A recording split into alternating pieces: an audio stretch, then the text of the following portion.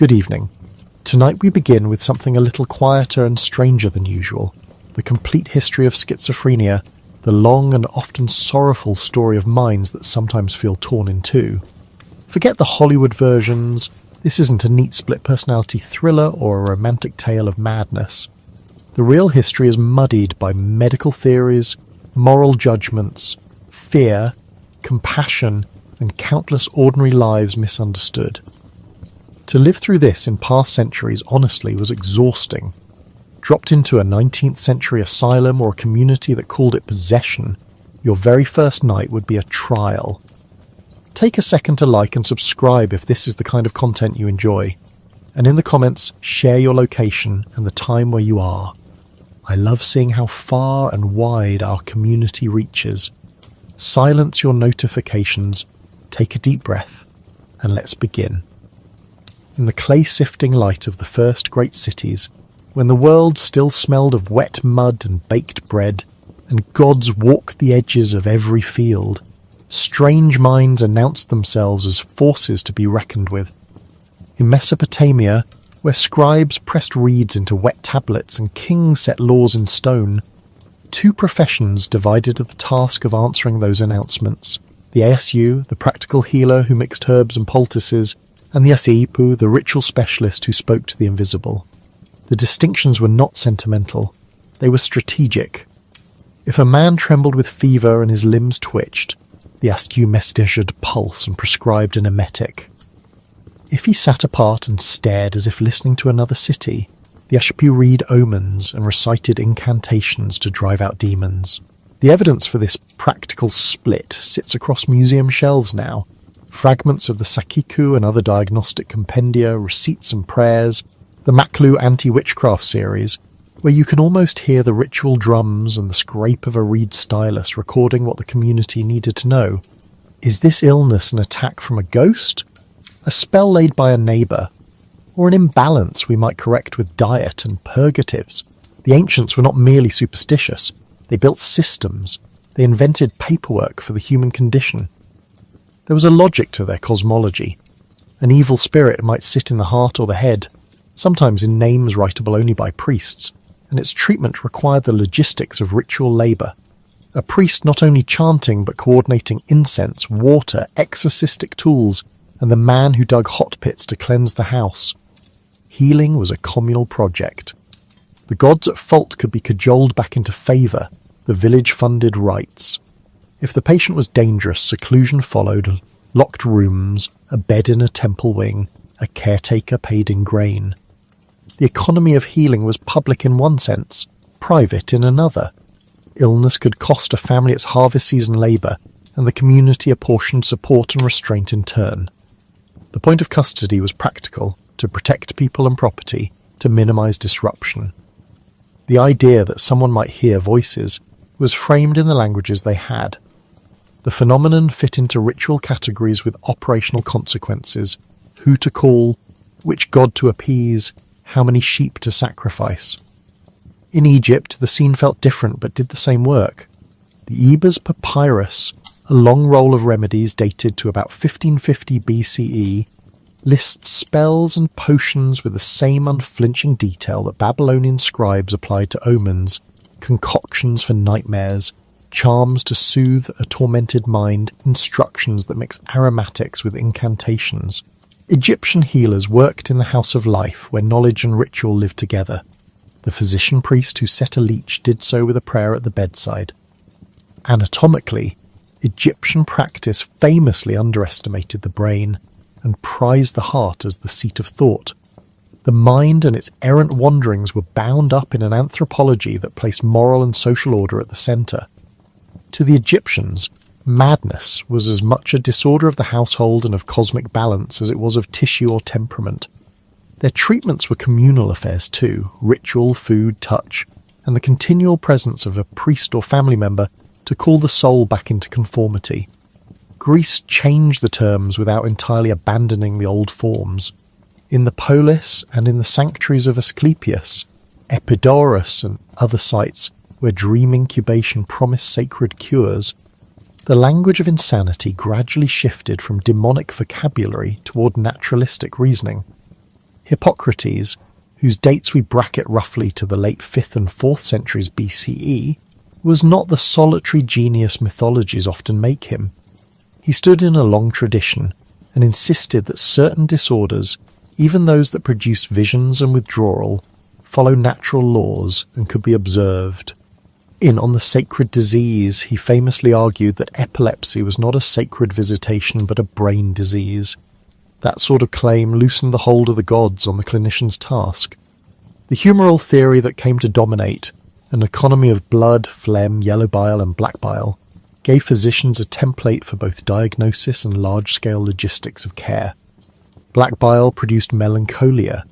An excess of blood or air produced mania and agitation. These were not metaphors only, they were a public health program.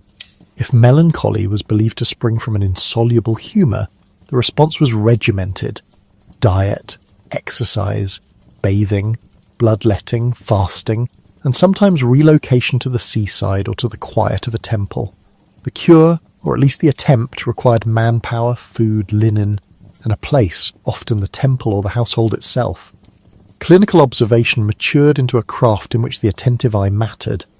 Aretaeus of Cappadocia, in the 1st or 2nd century CE, writes with a clinician's clarity about withdrawal, about patients who refuse food, hide from company, speak of sights and agents that are not there. Galen, later and prolific. Humoral theory with anatomy and temperament, mapping personality onto complexion and organ. He imagined the brain and its fluids as a theatre of reason and madness. In practice, Greek medicine preserved both the ritual and the rational. Dreams, divine signs, and incubation rituals stayed in Asclepieia alongside baths and prescribed regimens. The state and the family bore the load of care. The Greek city, with its temples and its physicians, created a patchwork of remedies that worked as much by social organisation as by medicine. This is important to note because the ancients were efficient allocators of scarce resources. A city could support a physician or a priest, perhaps both. Temple economies were early hospitals. They received the sick in exchange for offerings. When a plague came or famine hit, the same institutions expanded their reach, improvising wards in storerooms and borrowing labour from the temple farms. Madness, then, was negotiated at the seam between sacred and practical.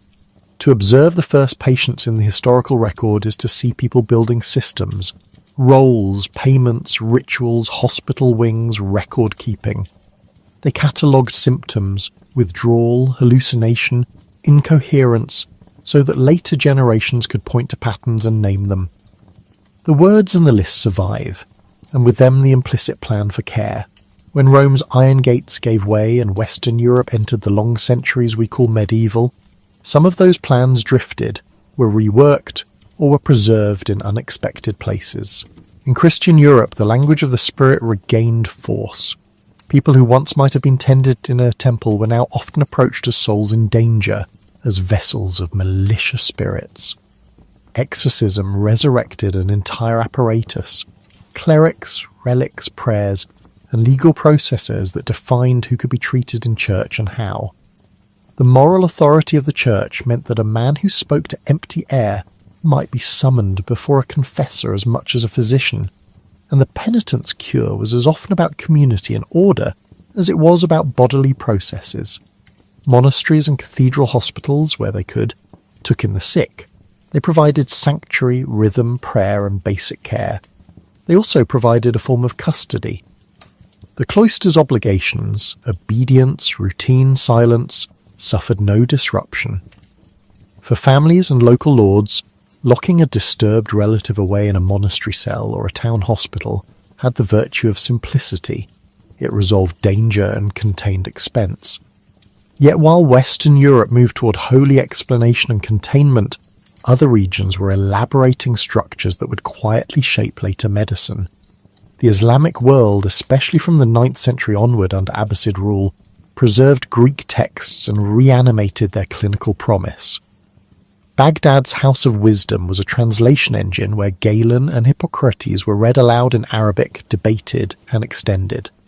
The term Bimristan, literally place of the sick, began to denote hospitals with wards and specialist practitioners. Physicians such as Muhammad ibn Zakaria al-Razi, Rhazes 854 to 925, wrote empirically. Razi's clinical notebooks show a remarkable sensitivity to psychiatric phenomena. Delineations of mania, melancholia, what might today be called psychosis, practical notes on restraint and comfort, a persistent plea for humane treatment. Avicenna, a century later, placed mental disturbances within a systematic medical framework in the canon of medicine, describing obsessions, mania, and melancholy, and proposing practical regimens, baths, drugs, and familiar dialogue. These physicians organised logistics with a bureaucrat's eye. Wards were separated, attendants appointed, and supplies, food, bedding, drugs, accounted for in their hospitals' ledgers. Public and court hospitals in cities like Baghdad, Damascus, and later Cairo set aside rooms for those whom the rest of the city found difficult to care for. They provided occupations, gardens, crafts, repetitive work, and used music and hygiene as therapies. The Islamic hospitals were not merely compassionate enclaves but administrative projects, staffing, stockpiles of medicaments, operating budgets. They were, in a way, the medieval state's answer to the social problem of minds gone astray. These parallel tracks, mystical containment in Christian Europe on the one hand, and a surprisingly sophisticated hospital-centred medicine in the Islamic lands on the other, set patterns. Legal structures hardened the choices communities made about custodianship. Secular courts and ecclesiastical authorities each claimed jurisdiction. When a man could no longer administer his lands, the feudal lord or the crown intervened. When a woman's behaviour scandalised a parish, church officials might demand exorcism. The legal frameworks were patchwork and local, but they entrenched an important principle. The community had a stake. Responsibility meant power. Power meant records, control of property, and often the authority to confine. So, by the year 1000 and onward, Europe knew the shape of institutions that sheltered and controlled, if not always cured, and the Islamic world knew the shape of hospitals that sought to cure through organised clinical practice. The long, slow thaw of the medieval mind began to quicken again in the later early modern period. When printing made doctrines contestable, and when centuries of cross-cultural encounters returned more than spices, the Renaissance reintroduced classical skepticism into Western clinics. By the 18th century, the idea that madness could sometimes be contained by law, but also treated by enlightened medicine, took hold. Yet the logistics of care were changing along with the philosophies. Growing cities, industrializing economies, and new municipal responsibilities forced state actors to make choices at scale. If once a temple or a monastery could absorb a handful of disturbed souls, an exploding urban workforce required institutional solutions of a larger order. England provides an instructive arc. From the medieval priory founded in the mid-13th century that later became the Bethlehem Royal Hospital, a place that by the early modern period would, with grim irony, be shortened to Bedlam, and through the 17th and 18th centuries a pattern emerges. Private madhouses proliferated, city authorities fretted about vagrancy and disturbance, and the state experimented with regulation.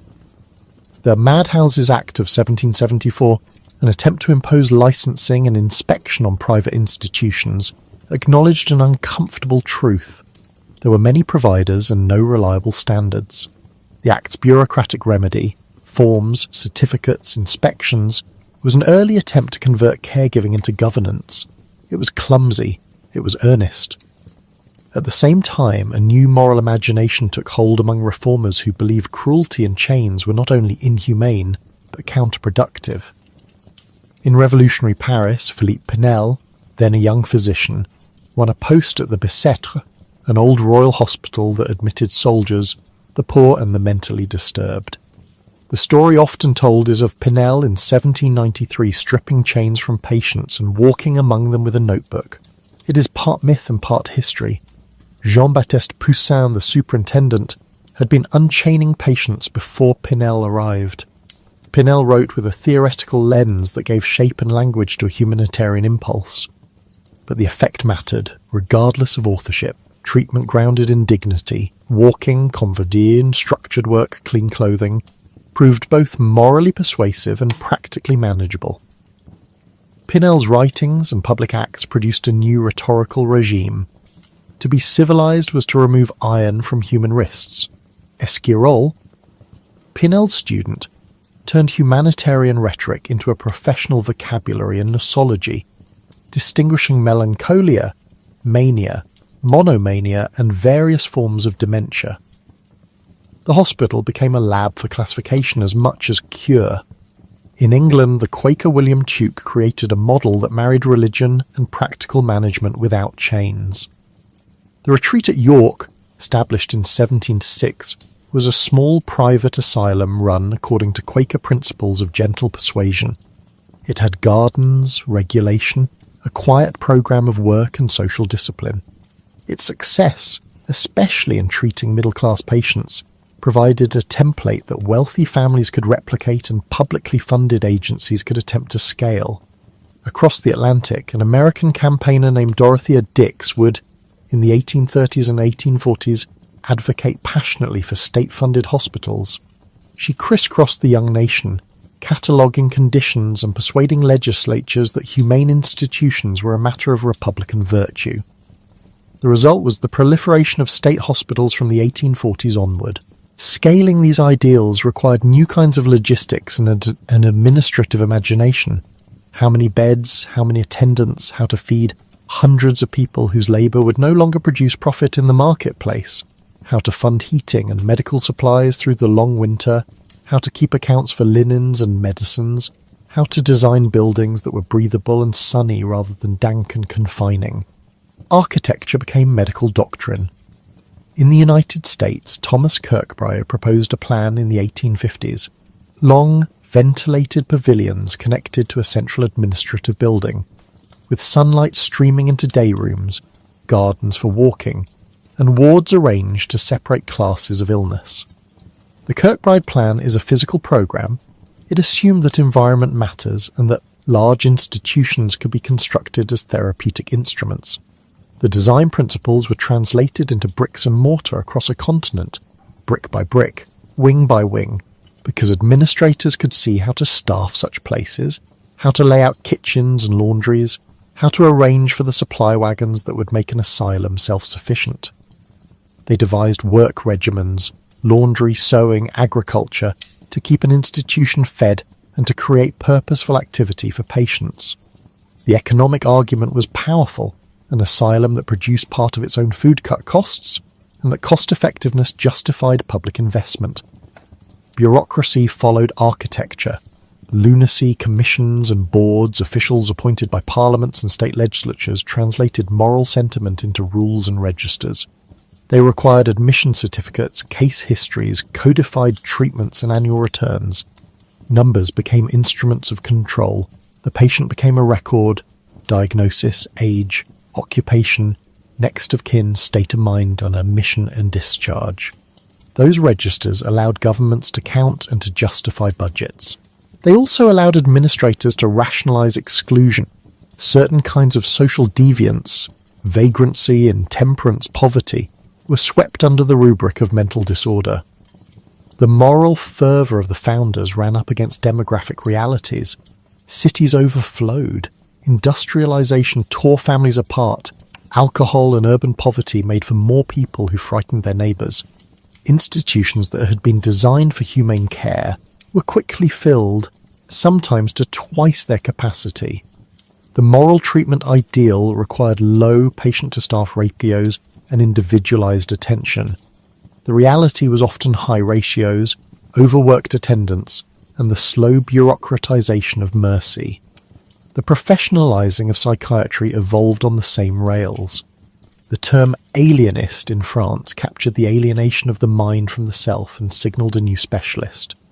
France produced classification systems, England household guidelines, while German-speaking lands developed their own hospitals and a rising clinical psychiatry that would soon seek to subdivide mental illness by prognosis and pattern. Clinics collected case histories. Asylums became not only places of refuge but research institutes. Doctors recorded symptoms and outcomes and debated the causes of melancholia versus mania, the value of labour therapy against hydrotherapy, the effect of music against sedation. The expansion of medical knowledge fed the expansion of institutions, and the institutions in turn fed the knowledge, an intertwined industrial loop. This loop had an inevitable dark side. Institutions require rules, rules produce control, control becomes an end.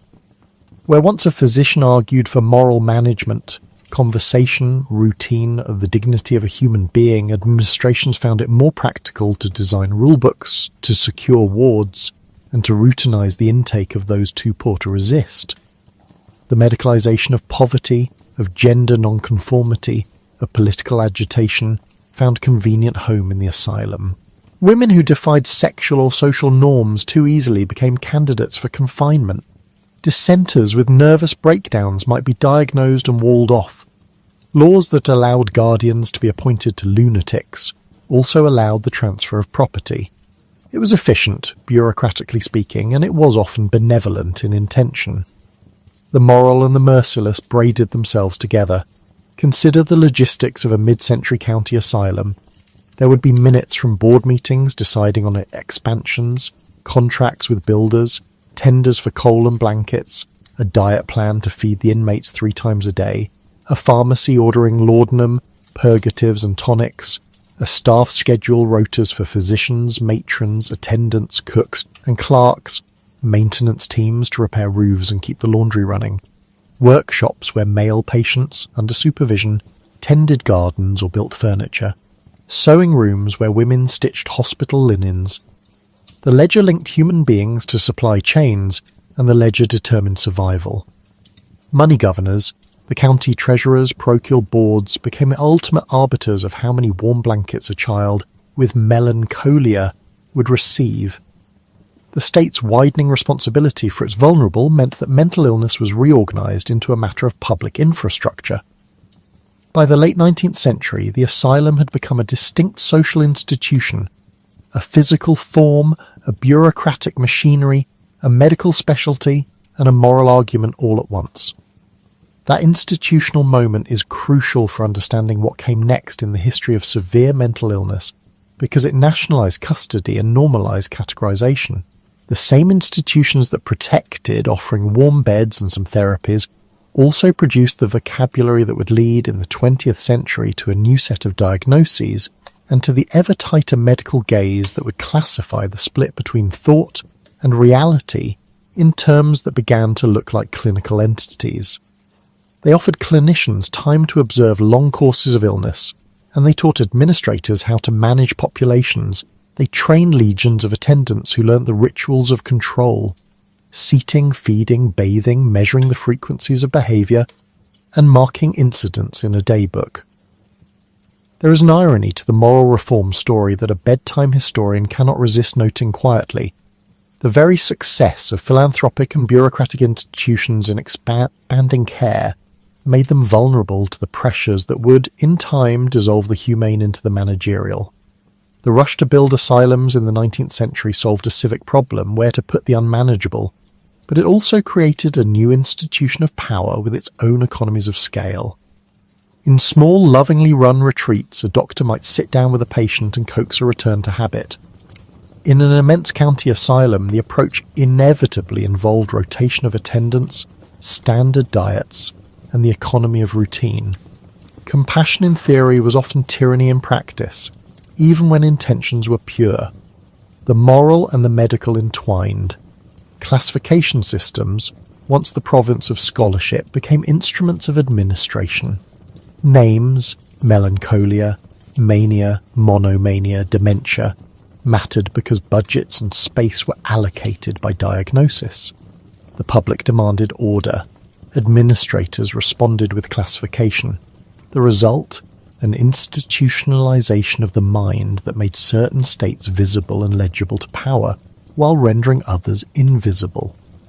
Small, quiet, psychotic breaks in the anonymity of a rural home might never enter the ledger.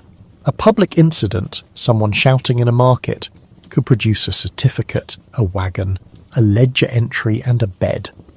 That asymmetry is a political fact of history. If one listens to these centuries as if they were one long low song, a melody emerges that is not simply progress or regression, but the reiteration of a few persistent themes. The attempt to name an experience, the attempt to allocate responsibility for it, and the attempt to design institutions that could both soothe and contain. From the reed-scratched tablets of Babylon to the prayerful hush of a medieval cloister, from the learned wards of Baghdad to the airy pavilions of a Kirkbride asylum, societies have built instruments for dealing with what they could not yet cure. The instruments reflect their time, technology, theology, economies, and the scale of their social commitments. They also anticipate future science. A hospital registry that carefully records hallucinations and withdrawal is an archive. The archive becomes a data set for the next great shift in thought. So it was that an ancient descriptive impulse stating the facts of behaviour, noting the onset and course, seeded the later ambitions of classification that would attempt, with ever more fine-grained language, to split the mind into diagnostically tractable parts. And all the while the human scenes recur. A mother bringing a child no longer able to speak, a magistrate deciding whether to apportion a small stipend to a ward, an attendant learning the rulebook for calming an agitated patient in the middle of the night. These are quiet operations, alarms in the night, kettles boiling, coal carts arriving in the morning. The extraordinary thing is not that they happened in institutions, but that the institutions kept a record of them, that clerks wrote down names and dates, that physicians sought causes and argued about cures, that state budgets were used to heat the wards in winter. That is how societies convert mystery into policy, slowly through paper and coal and the steady wash of linen. If the ancients set the categories and the medieval set much of the rhetoric and ritual, the 18th and 19th centuries set the institutional architecture and the bureaucratic mechanics that would shape modern psychiatry. They made madness legible to administration and medicine. They also demonstrated the perennial risk. When policy and compassion meet, policy often wins in the long run. The moral treatment moment was, in many ways, a rare conjunction of ethics and logistics. It required low census and high attention, and when crowding came, the ethics frayed. That tension between humane aspiration and the exigencies of running an institution has followed the story of severe mental illness ever since. So the tale through antiquity, the Middle Ages, and the Enlightenment is not a steady march of enlightenment, but a complex choreography. Spirits, humours, and clinical observations all served as languages for making sense of the mind's rupture. Religious rites and custodial measures were the first tools, hospital wards and clinical observation the next. The medieval Thomases and the Islamic clinicians kept knowledge alive in different languages. The revolutionary and reformist zeal of the 18th century translated compassion into architecture and bookkeeping. Those architectures, temples, cloisters, bimaristans, asylums, were not merely buildings. They were social machines, devised to hold and to heal, to conceal and to study. In the folds of those walls we can track how societies have always had to do three things at once: name the problem, gather resources to meet it, and decide who will pay the bill. That pragmatic tripod shapes the story of how the mind's fissures were understood, managed, and sometimes ameliorated. Lay this story down in your mind like the slow ticking of a clock, a scribe by a lamp, a priest in a temple, a physician taking notes, a Quaker arranging a garden, an administrator signing a requisition. Each gesture is small. Taken together, they create the large, slow architecture of care. The history of the mind is as much the history of those gestures as it is the history of ideas, because without the bed, the blanket, the ledger, the ward, and the law, even the most humane theory remains a lonely argument in an empty room. In late 19th century Germany, there was a man who treated disorder the way a mapmaker treats a continent.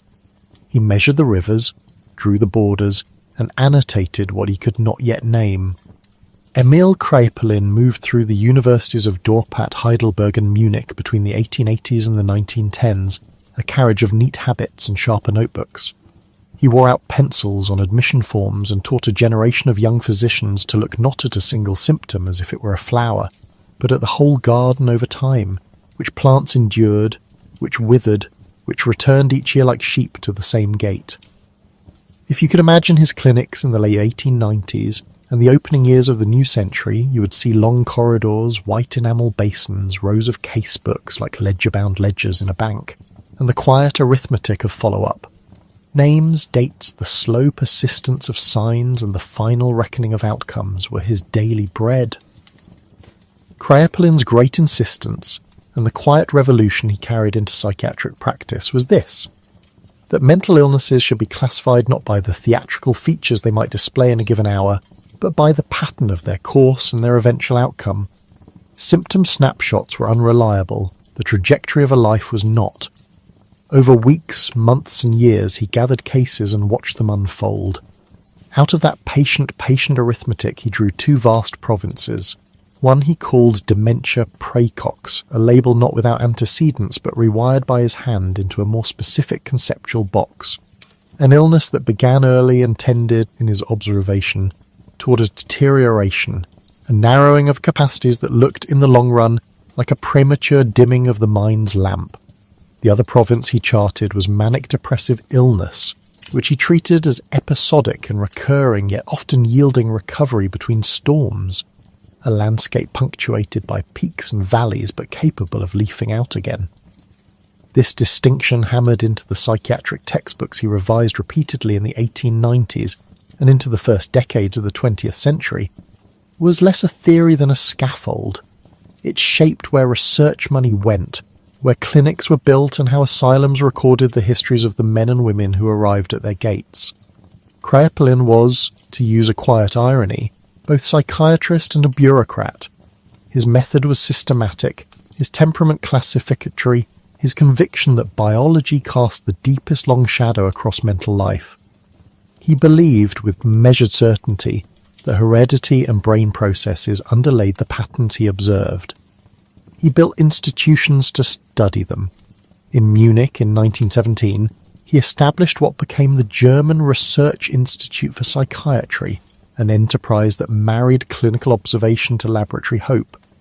It was a foundation stone for 20th century attempts to anchor psychiatry to the body, to neuropathology, to blood and tissue, and to the rhetoric of disease. The scale of Kraepelin's vision felt appropriate to his age. A modern science must be measured, measurable, and above all sortable. He argued, implicitly and explicitly, that if we could separate the illnesses into reliable types, we could do more than comfort the anxious. We could study causes and find cures. The dichotomy he set out, dementia praecox versus manic-depressive illness, was not an idle exercise in nomenclature. It was the working map upon which a century of investigation would march. Neuropathologists looking for lesions, geneticists later compiling pedigrees, clinicians comparing prognoses. It was not wrong to insist on course and outcome as critical data. The trouble which no mapmaker could avoid was that the human mind does not always obey neat boundaries. The scaffolding that Kraepelin erected was necessary. It also kept some dimensions of the landscape out of view. Across a modest distance in both geography and imagination, in the Swiss canton of Zurich around the turn of the century, another clinician asked a different question. Eugen Bleuler, who oversaw the Burgholzli hospital from the late 1890s into the 1920s, watched similar patients but did not accept the inevitability of Kraepelin's prognosis. In 1908 he introduced a new name, schizophrenia, and offered it the careful ambidextrous meaning he preferred. Not a multiple personality, not an easy phrase for the public, but a technical attempt to capture a split, a fragmentation of mental functions. His coinage came with a conceptual reorientation. Schizophrenia for Bleuler was not simply dementia that began too young and ended in decrepitude. It was a disturbance of association, of the threads that normally weave thoughts, emotions, motives and perceptions into a single carpet. Bleuler liked his concepts to be precise. He wrote of primary symptoms, the intrapsychic fundamental disturbances he believed were central to the condition, and accessory symptoms like hallucinations and delusions, which might captivate public imagination but could be misleading in their diagnostic weight. His famous forays, association, affect, ambivalence, autism, were less a reduction and a way of pointing to the architecture of disorder. Association, the loosening of logical bridges between ideas, produced the thought disorder that clinicians noticed in speech that wandered like a river through marsh. Affect could be blunted or inappropriate, a face that had learned a new way to look at the world. Ambivalence, the capacity to hold opposing feelings toward the same person or object, seemed maddening to observers who wanted a single clear reaction. Autism, in Bleuler's older sense of withdrawal into inner life, described a retreat from the shared world into private corridors. The Bergholzli of Bleuler's day, tiled wards, the smell of boiled starch, the whisper of attendants, was also an intellectual salon. Carl Jung served there as an assistant and measured patients with his word association tests. Other young physicians came to learn not only bedsore dressings, but how to listen to disordered thought. Bleuler was sympathetic to emerging psychodynamic ideas without being captive to them. He allowed psychotherapy as a role and refused to pronounce final sentences on prognosis in the manner of an executioner. His language was both clinical and humane.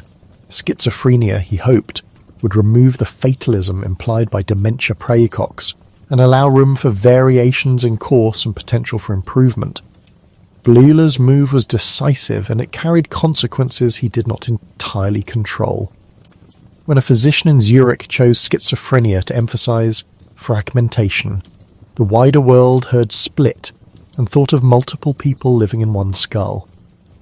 The popular mistake was vivid and persistent. Newspapers, novels, and films turned Bleuler's clinical metaphor into an image of a house inhabited by several tenants instead of one person whose inner life had fragmented. The word carried mythic freight. It invited fear and melodrama. In clinics, however, Bleuler's influence was more subtle. He redirected clinical attention to the fabric of mental life, to disturbances in association and affect that required new forms of assessment and care. He taught clinicians to look beyond dramatic hallucinations and to attend to the quieter disruptions that sit at the roots of long-term disability. The debate between Kraepelin and Bleuler, cause and outcome versus fragmentation and process, did not resolve into a tidy answer.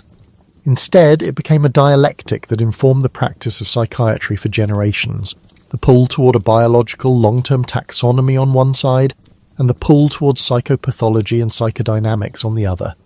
Both were right to insist on different kinds of truth.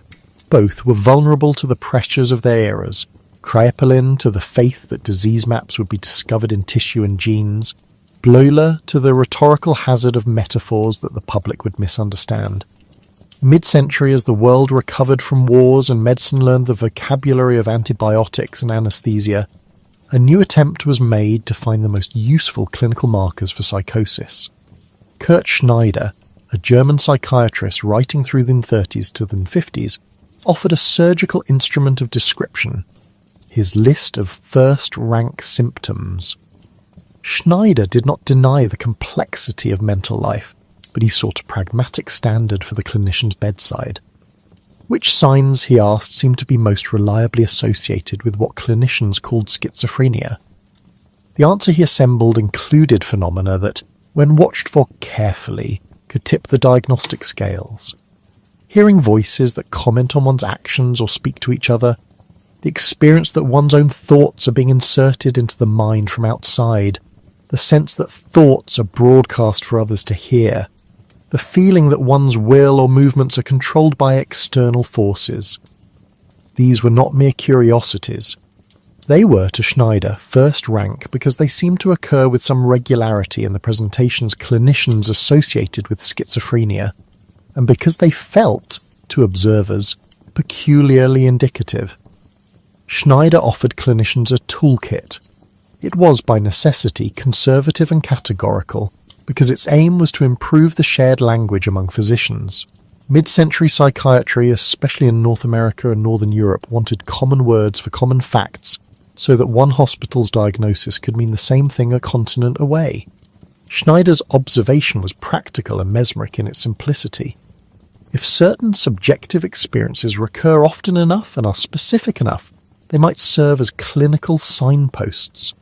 In the years after World War II, as psychiatry reorganised itself into departments and research labs, these kinds of heuristics were welcomed with the almost religious ardour of those who longed to make the field more like other medical sciences. The post-war era brought deeper structural forces to bear on diagnosis. In 1952, the French surgeon Henri Labourette and others reported the calming effect of chlorpromazine, and within a few years the first antipsychotics swept into wards and community clinics, changing the logistical possibilities of care. Beds in long-term institutions began to empty as drug treatments. Changing social policies and new expectations invited deinstitutionalization in the 1960s and 1970s. Psychiatry's clientele moved with the flow of policy and pharmacology from warehouses of chronic care into outpatient clinics and halfway houses. With that movement came a need for administrative order. Insurance, hospital billing, governmental statistics and drug trials all required agreement about who had what. Around the same time, a different critique shook the profession. In 1973, David Rosenhan published On Being Sane in Insane Places, an infamous experiment that spotlighted the fragility of psychiatric labels when sane volunteers were admitted to psychiatric hospitals after claiming auditory hallucinations. The paper's thesis, that psychiatric diagnoses were sometimes tenuous and shaped by institutional expectations, provoked outrage, reflection, and for many shame. It was not the only prod. Earlier, in 1970, Robbins and Goose had urged psychiatrists to set out criteria that would allow diagnoses to be validated by family history, laboratory studies, and longitudinal course. In 1972, Feiner and colleagues published diagnostic criteria for psychiatric research that offered a short and practical list of operational definitions used in research studies of depression, schizophrenia, and other disorders. The mood among clinicians and researchers became one of practical dissatisfaction and reformist energy. Diagnosis must be standardized, replicable, and, ideally, grounded enough to support both clinical care and biomedical research. Enter Robert Spitzer and the third edition of the American Psychiatric Association's Diagnostic and Statistical Manual. Published in 1980, DSM-3 was a sea change.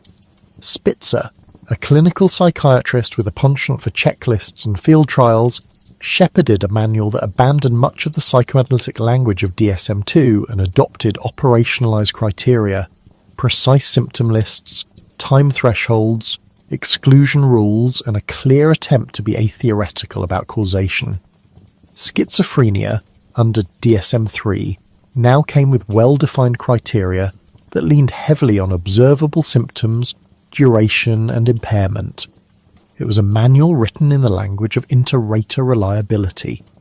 Committees, data, and field trials promised that two clinicians in different cities could reach the same conclusion more often than in the amorphous past. The technical phrase that haunts the story is reliability. For better or worse, DSM-3 traded some of the messy, rich, but inconsistent textures of psychiatric description for a kind of reproducibility that modern medicine prized. There were reasons beyond epistemology to choose this path. Insurance companies needed clear codes. Clinical trials for new antipsychotic drugs needed consistent inclusion criteria. Academic researchers needed comparable populations to sequence genomes, image brains, and test hypotheses. The psychiatric profession, eager to be taken seriously by other medical specialties, wanted standards that looked like those of cardiology or oncology. The politics inside the American Psychiatric Association were not immune to money and influence. Pharmaceutical firms, federal funding agencies, and professional ambitions all tugged at the levers. The anti-psychiatry critiques, which ranged from moral philosophers such as Thomas Sass to radical therapists in London, had weakened psychiatry's public standing and pressed it toward defensible operational categories. And yet the trade-offs were predictable. Reliability had improved. Validity, in the sense of the diagnostic categories mapping onto distinct biologically coherent entities, remained stubbornly unresolved. Schizophrenia, as DSM-3 described it, became a useful clinical container. People with persistent psychosis, lasting months and impairing social functioning, would be recognised across institutions. But inside that container lived a bewildering heterogeneity. Some patients responded beautifully to antipsychotic medication and regained functional lives. Others remained impaired or displayed overlapping symptoms with mood disorders, leading to the messy category of schizoaffective disorder. Some presented primarily with disorganized thought and odd behavior, others with paranoid delusions. The very act of listing symptoms, durations, and exclusion rules flattened a thicket into squares on a grid. That flattening allowed science to proceed. Epidemiology, imaging studies, genetics could use the categories to pool data, while at the same time masking the possibility that the categories were administrative conveniences rather than natural kinds. Internationally, the World Health Organization's ICD series moved in parallel, if not always in lockstep. By the time ICD-10 was adopted in the early 90s, many nations had embraced diagnostic codes and operational rules that mirrored DSM's impulse towards standardization. The benefits were tangible. Multinational studies of schizophrenia's prevalence and course flourished. Large-scale genetic consortia could assemble tens of thousands of cases because clinicians everywhere could agree, more or less, on the name of the disorder.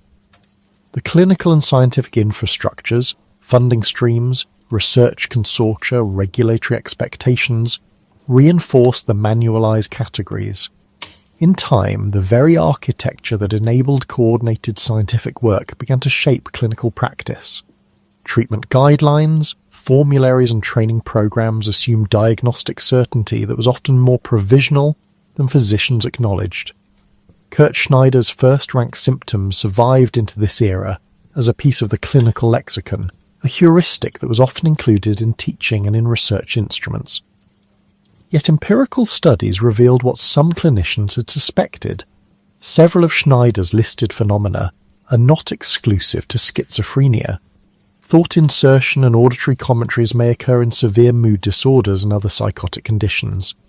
The rigid hierarchy of first-rank symptoms thus failed to be the pathognomonic key to a locked door. Rather, it proved to be one set of signposts among many, useful in some contexts and misleading in others. This is the neat cruelty of clinical tools. They perform well when used with nuance and poorly when treated as a definitive litmus test. By the late 20th and early 21st centuries, the profession found itself engaged in a familiar conversation. The manuals had brought order but not truth. The promise of biological markers had not yet matured into a simple blood test or imaging signature for schizophrenia, and patients' lived experiences continued to refuse clean categorization. In response to these frustrations, new initiatives sought to rethink the very terms of inquiry.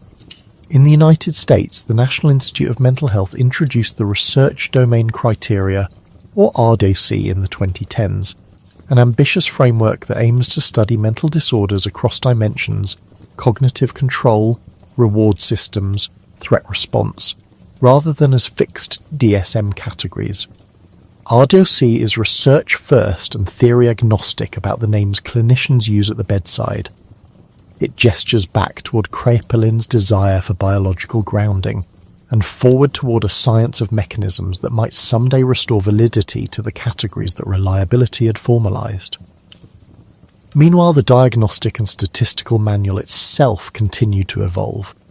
DSM-3's descendants refined criteria, removed certain subtypes and experimented with dimensional measures. DSM-5 in 2013 removed the old subtypes of schizophrenia: paranoid, disorganized, catatonic, acknowledging their poor reliability and limited utility. The language in the manuals began to acknowledge what clinicians had always known in practice. Schizophrenia is a spectrum, a heterogeneous set of phenomena that require individualized assessment, yet the manuals remain indispensable. Insurance, hospital admissions, research grants and regulatory approvals will still travel down the roads the DSM and ICD have paved. The very fact that they can be criticised for ossifying practice is a tribute to their power. The political and professional forces that shape this path are worth noting because they are often invisible in clinical conversations. Psychiatric nosology is not merely the province of cupboard-like classification committees, it is the product of pharmaceutical companies that fund clinical trials, governmental agencies that decide what treatments will be reimbursed, activist movements that have fought for or against psychiatric interventions, and researchers whose careers rise with the availability of homogeneous samples. The great institutional shifts of the mid-20th century, deinstitutionalization, the rise of managed care, the global expansion of biomedical research, all pushed psychiatry toward categories that could be counted, coded and compared. These forces produced enormous benefits: access to medications, coordinated public health responses, and a shared language for clinicians and researchers. They also created harms: over-reliance on checklist diagnosis, the risk of pathologizing normal distress, and a professional tendency to prioritize what is measurable over what is meaningful to a person sitting at the kitchen table. In the end, the intellectual lineage from Kraepelin to Bleuler to Schneider and onward to DSM-3 and the ICD is less a straight line than a braided rope. Kraepelin's insistence on course and outcome provided a structure. Bleuler's reframing of the problem invited attention to psychic architecture. Schneider's practical symptom list offered clinical signposts, and DSM-3's operationalization supplied tools for reproducible research and bureaucratic action. Together they made modern psychiatry possible. They also made it partial. The same instruments that allow giant genome-wide association studies and multi-center imaging consortia can obscure the singularity of a patient's life, as any clinician who has watched a manualized diagnosis fail to fit the contours of a human being knows. There is a small stubborn irony to the arc of this history. Kraepelin, who prized the long view, set an agenda that asked for biological evidence and dependable categories. Bleuler reintroduced nuance and warned against premature prognoses. Schneider sought clarity at the bedside, and the mid and late 20th century reforms answered the call for reproducibility at the cost of some richness. The century that followed saw both healing and containment, scientific progress and contested meanings. The name schizophrenia itself, chosen to honour a clinical observation of fragmentation, migrated into common speech, where it often carries the wrong image entirely. Split personality walked off the pages of clinics and into film scripts and jokes. The clinical reality remained more complicated and humane than the myth, so when we speak of when the mind breaks in two, we must remember that the phrase carries more than one kind of break. There is the break in conceptual continuity between an observational, longitudinal psychiatry and a manualized, operational one. There is the break in public imagination, clinical metaphor turned into the sensationalist shorthand. There is, most painfully, the break that many patients and families endure between the life they once knew and the one they must now navigate, a break that no manual can repair on its own. Yet there is also, quietly, resilience. The history of diagnosis is a history of attempts, some clumsy, some inspired, to name suffering so it can be studied and alleviated. If you imagine the whole story as a long parade of lights moving down a European street from the gas lamps of Dorpat to the electric fluorescence of 1980s New York, you see how each lamp lit a patch of pavement that the next lamp enlarged or shadowed. Kraepelin set his lamp on longevity and outcome. Bleuler shifted his toward connection and fragmentation. Schneider placed his on certain luminous symptoms, and the manuals that followed wired the street with dependable bulbs so that carriages could pass at night without colliding. The light has been imperfect, but it has mattered. It remains the clinician's task to walk these lit streets with the humility to know that categories are tools, not final truths, and with the courage to keep listening beyond the checkboxes, to the loosened associations, the blunted affect, the faint commentary of a voice, and the long arc of a life that refuses to be entirely captured by any manual. There is dark humour if one squints, in the way psychiatry has traded metaphors and yet returns, generation after generation, to the same stubborn mystery: how to order a life that has become disordered. The books, the committees, the clinics, the institutes, the boxes on forms, all of them are attempts to bring structure to chaos, bearing the quiet hope that once we can name a thing, we will be able to fix it. It has not turned out to be so simple, but each step, Kraepelin's patient almanacs, Bleuler's careful shifts of emphasis, Schneider's bedside heuristics, the manual's attempts at consensus, has been a strategy for moving forward, a logistical response to a problem of enormous scale. The history they weave is not a tale of triumph, but a long and slow experiment in care, classification, and the stubborn desire to understand how the mind can, as Bleuler put it, come apart, and how the world might learn to sew it back together again, stitch by tentative stitch, in the hushed corridors of interwar and early post-war hospitals where linoleum shone under electric lights, and the night sounds were the soft clicks of nurses' watches and the distant groan of a radiator. Psychiatry turned to the body as if it were a machine that could, with brute patience and clever application, be coaxed back into order. Pressure rose from overflowing asylums, from families who had sat for years at ward doors, from clinicians trained in anatomy and physiology who had watched psychoanalytic theory plead for time while people continued to dismantle. The therapies that emerged, insulin coma, chemically induced convulsions, electrically produced seizures, and, most dramatically, surgical severings of frontal lobes, were born of practical urgency and a faith in somatic intervention that outpaced evidence. They were remedies offered to a frightened public and to overworked institutions, offered not as whispers but as bold announcements. Here is a tool, here is a reset. The tools were blunt, the hopes were bright. Insulin coma therapy arrived first like an endocrine whisper turned into a hammer.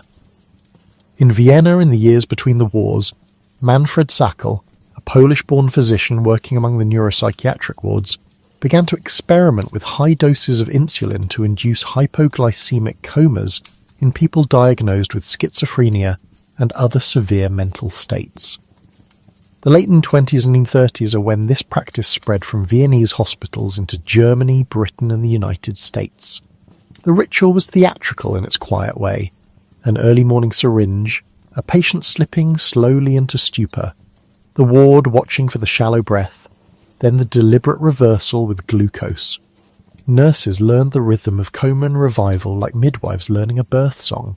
Those who witnessed apparent awakenings, stilled agitation, restored feeding, a moment of lucidity, told stories that moved administrators to allocate wards and families to offer their reluctant consent. Clinical reports, at first largely observational, spoke of transformed catatonia, of people waking from muteness into speech.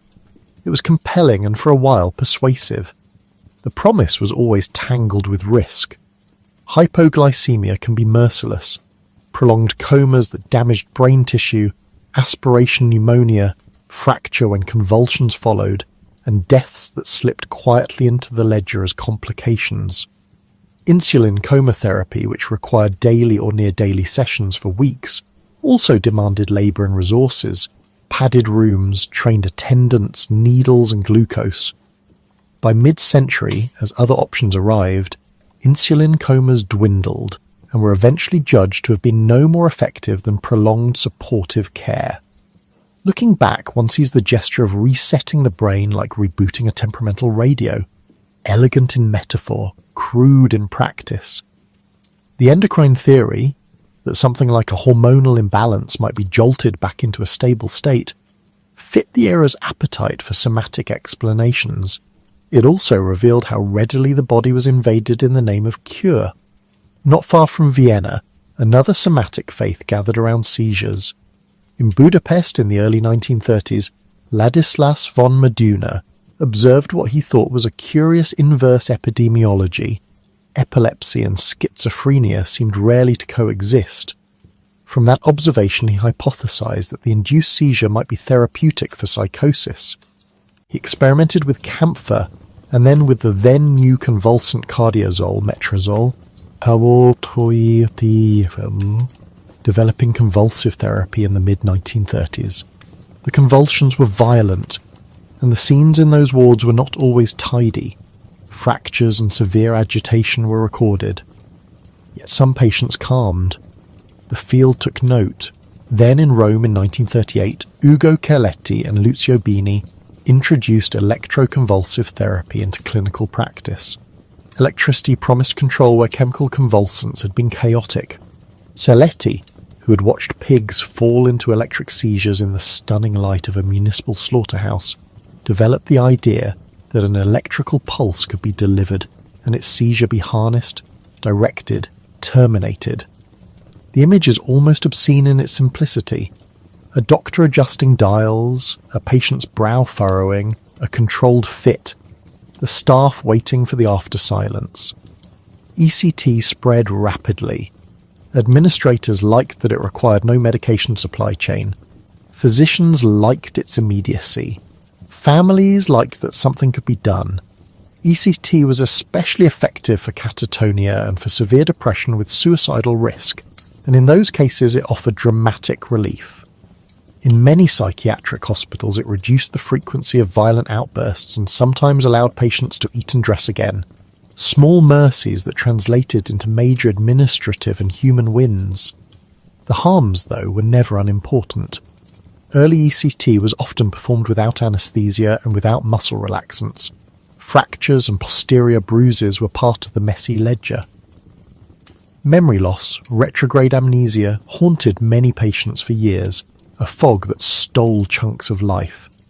Later refinements, from the 1950s onward, introduced anesthesia and curare-like muscle relaxants, turning a rough shove into a more careful nudge. Those technical refinements did not erase the ethical questions. Consent was messy in wards where decision-making was constrained. The memory of the electric machine, of a body seized and shaken, became a symbol of psychiatric power wielded without patient voice. In films and courtroom dramas and in the public imagination, ECT became the shorthand for psychiatric coercion, even as it continued to save lives in carefully selected cases. The history is not tidy. A therapy can be both life-saving and frightening, and our judgments about it have tracked the social context as much as the clinical outcomes. Where electricity paraded as a controlled convulsion, surgical approaches offered a different philosophy. Cut, and the mind will mend. Antonio Egas Moniz, a Portuguese neurologist and statesman, began to perform prefrontal leucotomies in Lisbon in 1935. Moniz believed that the frontal lobes were the seat of the circuitry that, if disrupted, produced intractable mental illness. Using a tool he called a leucotome, he severed white matter tracts in the prefrontal cortex and published accounts of behavioral calming in some severe cases. In 1949, Moniz received the Nobel Prize in Physiology or Medicine, an award that in later decades became a lightning rod for controversy as more complete data on outcomes and harms accumulated. Across the Atlantic, American neurologists and psychiatrists adapted Moniz's idea. Walter Freeman and James W. Watts began performing prefrontal lobotomies in Boston in the late 1930s and established a clinic where the operation became a fixture. Freeman, charismatic and showman-like, famously refined the operation into a transorbital technique in the 1940s, the so-called ice pick lobotomy, that could be done at the bedside with a tool inserted through the eye socket and manipulated to sever frontal fibres. He showed how simple it could be: a hammer, an instrument, a ward. He toured the country training psychiatrists, and the numbers grew. Tens of thousands of lobotomies were performed worldwide in the ensuing decades, in the United States, in Britain, in Scandinavia, and in other corners of Europe and the Americas. The procedure found adherents among desperate families, among physicians pressed for quick results, and among institutions eager to quiet wards and reduce costs. One of the most notorious early cases in the American story was Rosemary Kennedy, sister of President John F. Kennedy, who underwent a lobotomy in 1941 and emerged profoundly disabled. Headlines and public awareness intermittently focused on such stories, but for many years the allure of a surgical cure outweighed the cautionary tales. the harms of lobotomy were profound and varied. Some patients did become calmer, but too often they grew flat, apathetic, or profoundly changed in personality, shadows of their former selves. Seizures, incontinence, intellectual dulling, and death were recorded. By the time antipsychotic drugs swept through psychiatric wards in the 1950s, lobotomy had already begun a decline in prestige. By the 1960s and 1970s, as ethical standards matured and as biological psychiatry developed less invasive tools, the procedure fell into disrepute. The awarding of the Nobel Prize to Moniz was, in retrospect, contested, an honour that reflected both the desperation of the moment and the limits of the evidence available then. What unites these somatic experiments is not merely their methods, but their assumptions that mental illness was fundamentally a disorder of the brain that could be reset, recharged, or surgically repaired. Insulin coma leaned on endocrine theory. Convulsive therapies upon an observed epidemiology between epilepsy and psychosis, ECT upon the therapeutic potential of induced seizures, and lobotomy upon early localizationist ideas that the frontal lobes were the seat of the self. Each theory had its kernel of observation and its blanket of speculation. Each produced immediate clinical impressions, often helpful, sometimes spectacular, frequently ambiguous, and each left a record of harms that would be litigated in minds and courts in later decades. The public's trust in psychiatry swelled when hospitals reported calmer wards and when families brought their relatives back from silence. That trust thinned as accounts of blunted emotions, lost memories, and unconsented procedures accumulated. The ethical reckoning would be measured not only in academic debates, but in policy acts, legal reforms, and cultural shifts toward patient rights. Then came the pill. It arrived not with surgical force, but in the quiet of pharmacological discovery. A small, pale tablet promised a different kind of reset. The story commonly traces to a French chemist, Paul Charpentier, at Rhône-Poulenc in the early 1950s, who synthesized chlorpromazine. A French surgeon and anesthesiologist, Henri Laborie, noticed its calming antiemetic and lytic properties in 1950-1951, when he used it in the context of surgery to spare soldiers and ordinary patients from the shock of operations. Colleagues in psychiatry looked, and in 1952 clinicians at the Sainte-Anne Hospital in Paris, Jean Delay and Pierre Dennecker among them, reported the drug's effects on patients with psychosis. Hallucination subsided, agitation eased, and a kind of manageable calm descended. The drug was marketed in the United States by Smith, Kline and French in 1954 under the name Thorazine, and the word miracle slipped easily into both professional and lay descriptions. Chlorpromazine inaugurated the era of antipsychotics. It was the beginning of a pharmacological revolution that would furnish clinicians with tools to treat the florid positive symptoms of schizophrenia, hallucinations, delusions, and disordered thought. For the first time, many people who had been persistent residents of psychiatric hospitals could be quieted, and sometimes returned to community life. Administrators counted beds freed. Governments whose budgets had been swallowed by large institutions saw possible savings. Families dared to hope. It was a social as much as a clinical transformation. The pill altered expectations about recovery, responsibility, and normality. The pharmacological story is knitted to neurochemistry. In the 1950s and 1960s, neuroscientists such as Arvid Carlsson began to illuminate dopamine's central nervous system role, and subsequent work connected antipsychotic efficacy with blockade at dopamine D2 receptors. The dopamine hypothesis of schizophrenia, that mesolimbic dopamine hyperactivity underlay positive symptoms, became dominant, though never without competitors and qualifiers. As pharmacology matured, a second generation of drugs arrived. Haloperidol, developed by Belgian pharmacologist Paul Janssen in 1958, became the prototypic typical antipsychotic of the next decade. These drugs were potent and effective for many, but their clinical profile included movement disorders, acute dystonic reactions, Parkinsonian symptoms, and with longer exposure tardive dyskinesia, an often irreversible involuntary movement disorder that emerged as a particularly tragic side effect for some patients. The 1960s and 1970s saw both optimism and caution. Clozapine, discovered in the late 50s and introduced in Europe in the 1960s and 70s, promised relief for people who had not responded to earlier drugs.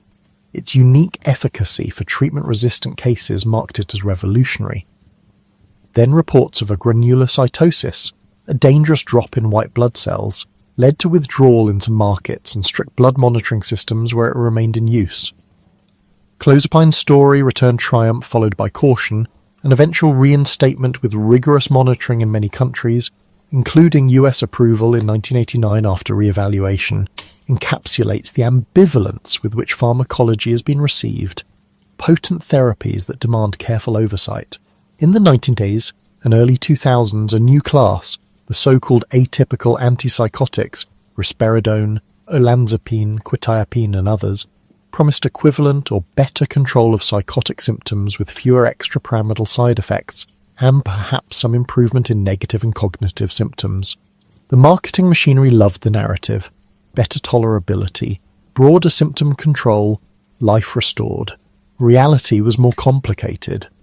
Atypicals often carried a different, insidious set of risks: weight gain, metabolic syndrome, diabetes and cardiovascular risk.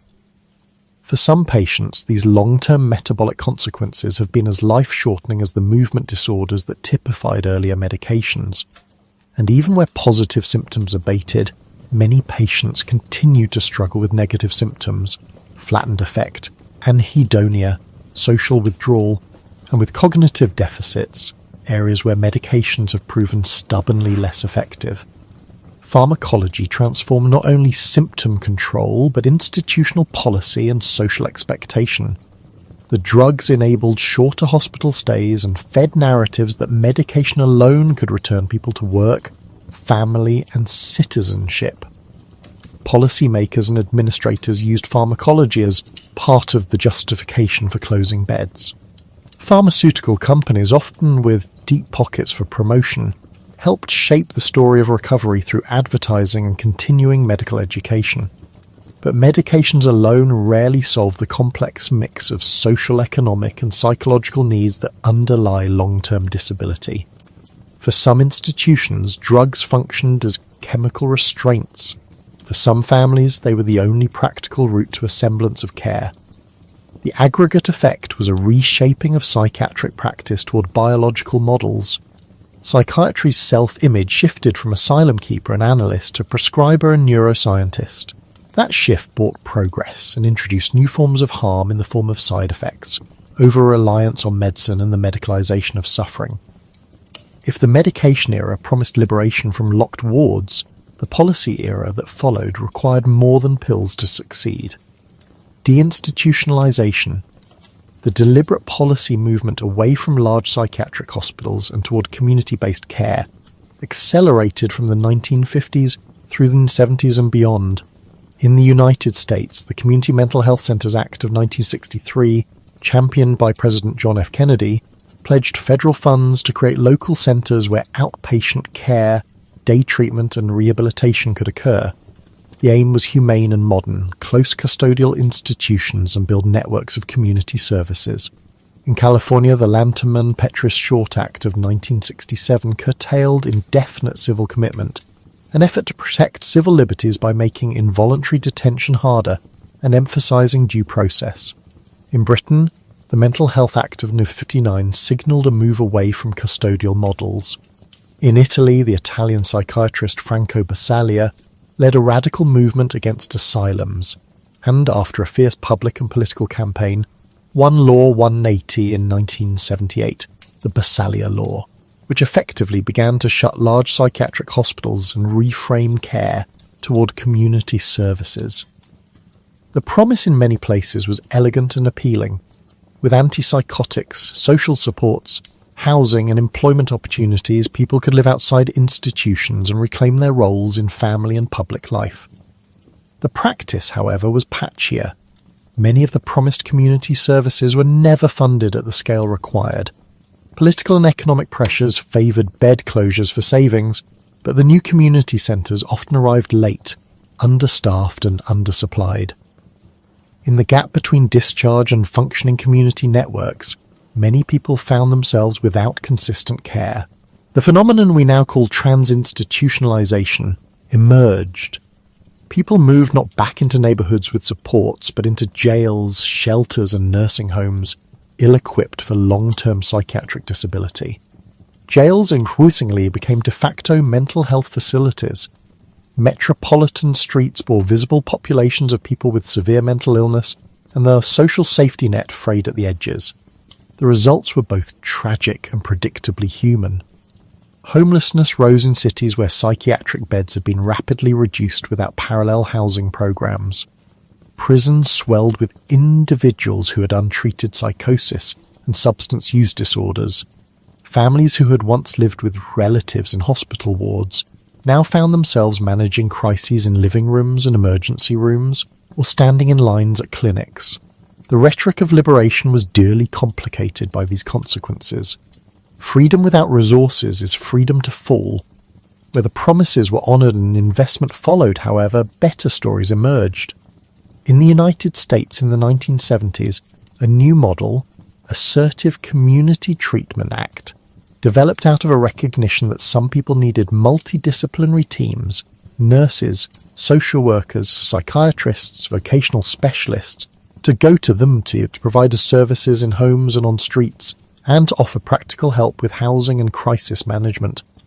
The model, refined in the 1970s and 80s and widely tested thereafter, reduced hospitalisation and improved housing stability where well-resourced, supported employment in the form of individual placement and support, IPS, models developed by the researchers such as Robert E. Drake and Gary Bond in the late 20th century, offered structured routes back into work through rapid job placement and on-the-job support.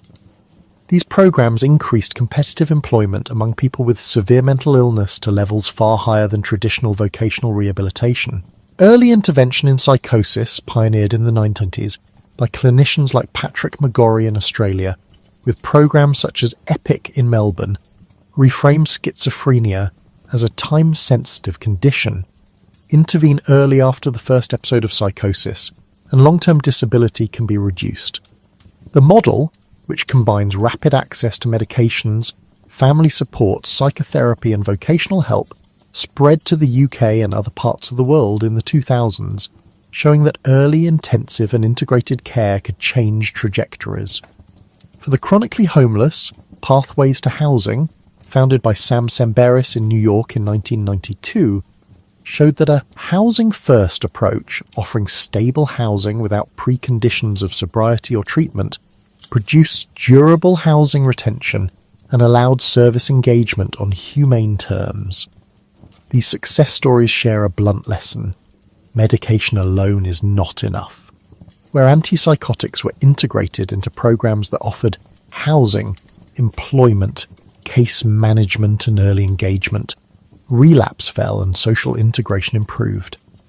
Where funding was insufficient, the closures of asylums simply displaced suffering.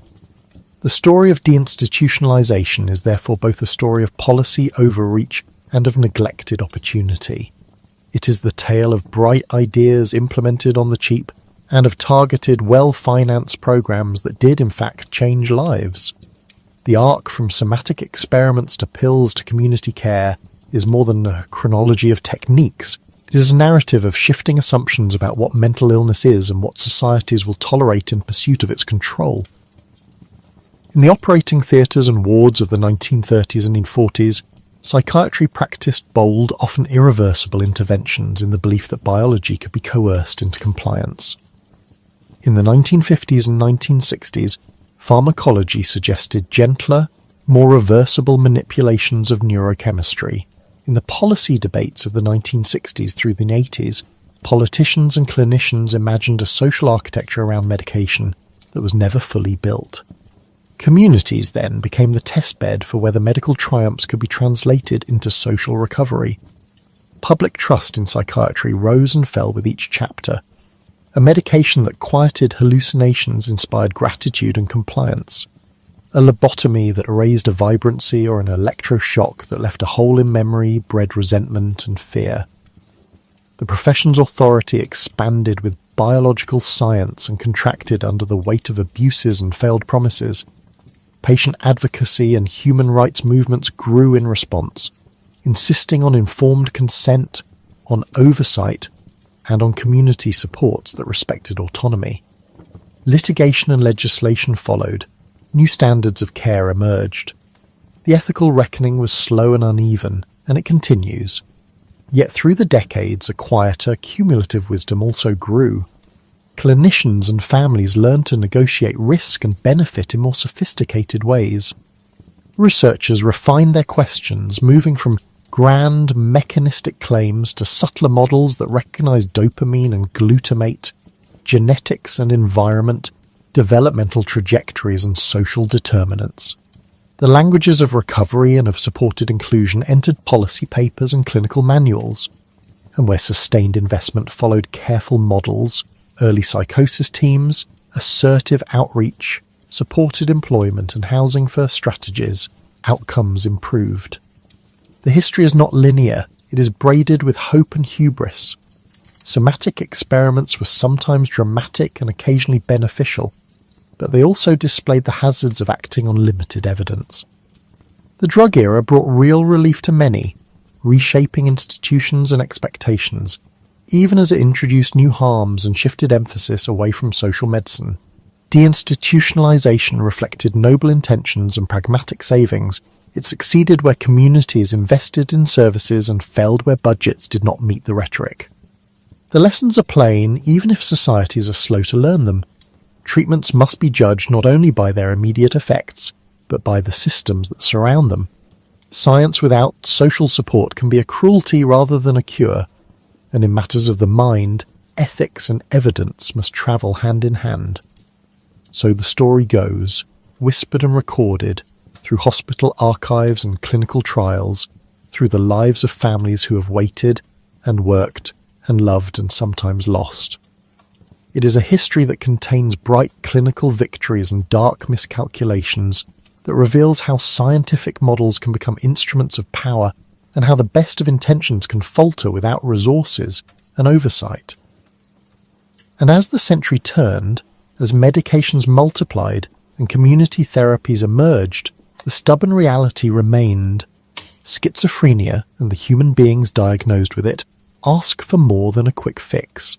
They ask for constancy of care, for humane policy, for treatments that address body and mind and neighbourhood alike. Listen to that, if you will, as you might a long, slightly weary companion at the bedside. There is no tidy ending here, no single moral to tuck under your pillow. There are rather a series of small, demanding truths, that medical courage must be matched by ethical humility, that a pill is an instrument, not an answer, that communities must be built as deliberately as hospitals were once closed, and that families and patients deserve a voice in the very practices performed in their names. The mind has always been more than an organ to be reset. It is a life to be lived. The story of genes and circuits began, as so many good scientific romances do, with twins, in clinics and psychiatric wards in London, Copenhagen, St. Louis, and Copenhagen again. Researchers in the middle of the 20th century began to ask the blunt question. How much of this illness runs through blood and how much through life? Seymour Keaty's adoption studies in Denmark in the 60s opened a door that refused to close, showing that children born to parents with schizophrenia carried an elevated risk even when raised in other families. Frida Heston's American adoption work in the same era echoed the finding heredity mattered. Then Irving III Gottesman, with his meticulous twin studies in the 60s and 1970s and the later synthesis with Peter Shields, turned numbers and pedigrees into an argument for strong genetic influence, a heritage that has, in shorthand, sometimes been called high heritability. The precise proportions have always been slippery, less a tidy fraction and more a weather map. But by the late 20th century, few doubted that genes were important partners in this drama. But the genes were not Gestalt gods. The first genomic age gave a particular kind of humility. Single schizophrenia genes, the sort dreamed of in simpler narratives, were not to be found like jewels in a mine. Instead, the architecture that emerged was intricate and democratic. Hundreds, then thousands of common variants of small effect, rare copy number variants that in a few families acted like storms, and very rare, private mutations such as the disrupted in schizophrenia translocation discovered in a Scottish pedigree at the turn of the millennium which christened Disky 1 and fed both hope and confusion. The Psychiatric Genomics Consortium, a global collaboration, announced in 2014 that 108 loci were associated with schizophrenia, and subsequent expansions of sample size only added loci to the list. The result was less the comforting discovery of a single culprit than the recognition of a dispersed chorus. Genes that together tilt risk, genes that sometimes act in families like the 22q11.2 deletion, the same lesion behind DeGeorge or velocardiofacial syndromes, with its much higher relative risk. Genes that whisper rather than shout. Out of this genomic complexity came a new tool, the polygenic risk score, an attempt to compress thousands of small effects into a single number that might predict who would go on to develop psychosis. For a moment the promise was intoxicating, the idea that genetics could light the way toward prevention. But the sober truth cooled the excitement. Polygenic scores explained only a modest portion of the liability in the populations on which they were developed, and their predictive power faltered when asked to travel across ancestry groups. The scores were useful in research, tools for probing biology, cohorts and pathways, but not yet useful as clinical divining rods. They could say something about probabilistic elevation of risk. They could not tell a family whether a loved one would fall ill, nor could they determine the particular course of any single life.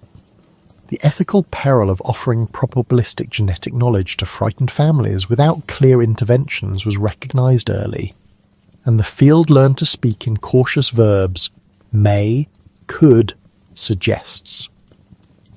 If genes were a necessary but not sufficient story, the brain structure and connections became the middle chapters where biology met experience. The imagery of the 20th century, spare white CT slices showing enlarged ventricles, the first MRI cross-sections hinting at cortical thinning, entered psychiatric lore in the 1970s and 1980s. James Johnstone and colleagues spoke of ventricular enlargement. Nancy Andreasen, working in the 1980s and 90s, described the picture of hypofrontality, a relative reduction in prefrontal activity that fit clinical impressions of disorder in planning, motivation, and thought organization. As imaging technologies matured into the 90s and 2000s, the picture resolved into something less dramatic and more diffuse. Small but replicable reductions in grey matter volume affecting frontal and temporal cortices, hippocampal diminutions, and microstructural changes in white matter tracks seen on diffusion tensor imaging. Subtleties in the brain's wiring rather than single blunders of anatomy. It was in the language of connectivity that a conceptual shift occurred. A handful of theorists, Carl Friston among them, argued that schizophrenia might be less a focal lesion than a disorder of disconnectivity, of faulty conversations between brain regions that under normal conditions predict, confirm and dampen sensory input. Functional MRI studies, resting state analyses, and tractography joined this idea, showing altered thalamocortical loops, aberrant default mode network activity, and disrupted frontotemporal communication in cohorts across Europe, Asia, and North America. Auditory verbal hallucinations, the haunting whisper in many stories, often correlated with hyperactivity in auditory cortex and with differences in networks that normally monitor internal speech, a finding that made the phenomenon less supernatural and more mechanistic, alarming in its clarity, oddly consoling in its explainability. Biochemistry filled another layer. The dopamine story is the oldest in modern psychiatry. Chlorpromazine's psychiatric effects, discovered in the early 1950s in France and filtered into practice by clinicians across Europe and America, suggested that blocking some chemical signal would relieve psychosis. The dopamine hypothesis crystallized in the 1960s with names like Van Rossum and later Seaman, who linked antipsychotic potency to D2 receptor affinity. In the 21st century, this simple tale was refined rather than refuted. Contemporary positron emission tomography, PET work, notably by Robin Murray, Philip Maguire and then Oliver Howes and colleagues, pointed to increased presynaptic dopamine synthesis capacity in the associative striatum in people during first episode psychosis and clinical high-risk states. The reconceived model was a regional imbalance, relative subcortical hyperdopaminergia that might generate aberrant salience, making unimportant stimuli vivid and alarming, and relative cortical hypodopaminergia that might underlie impoverished cognitive function. Kapoor's 2003 concept of aberrant salience offered a bridge between neurochemistry and subjective experience, giving dopamine a role in the phenomenology of delusion formation. But dopamine was not the only neurotransmitter at work. The glutamate hypothesis, sparked by observations of phencyclidine, PCP, and ketamine-producing psychosis-like states in the 1970s and 1980s, pointed to NMDA receptor hypofunction as another plausible mechanism. Pioneers such as Daniel Javitt and Joseph Zukin in the 1910s argued that reduced glutamatergic signaling, particularly at NMDA receptors on inhibitory interneurons, could produce a cascade of cortical disinhibition and downstream dopamine dysregulation. GABAergic interneurons, especially parvalbumin-expressing cells, then entered the scene, with David Lewis and others showing deficits in inhibitory circuitry and post-mortem studies. In short, the brain's excitatory-inhibitory balance, its conversation between glutamate, GABA and dopamine, was fragile, and different systems could tip at different times. All of this biological work fit most comfortably into a neurodevelopmental frame. The neurodevelopmental hypothesis, forcefully articulated in the 80s and shaped by voices such as David Weinberger and others, posited that schizophrenia is the late blooming of disturbances that begin earlier, in utero, in infancy, during childhood. Patients with schizophrenia often carry subtle neurocognitive impairments in school records, minor motor anomalies, or attenuated social development that predate frank psychosis by years.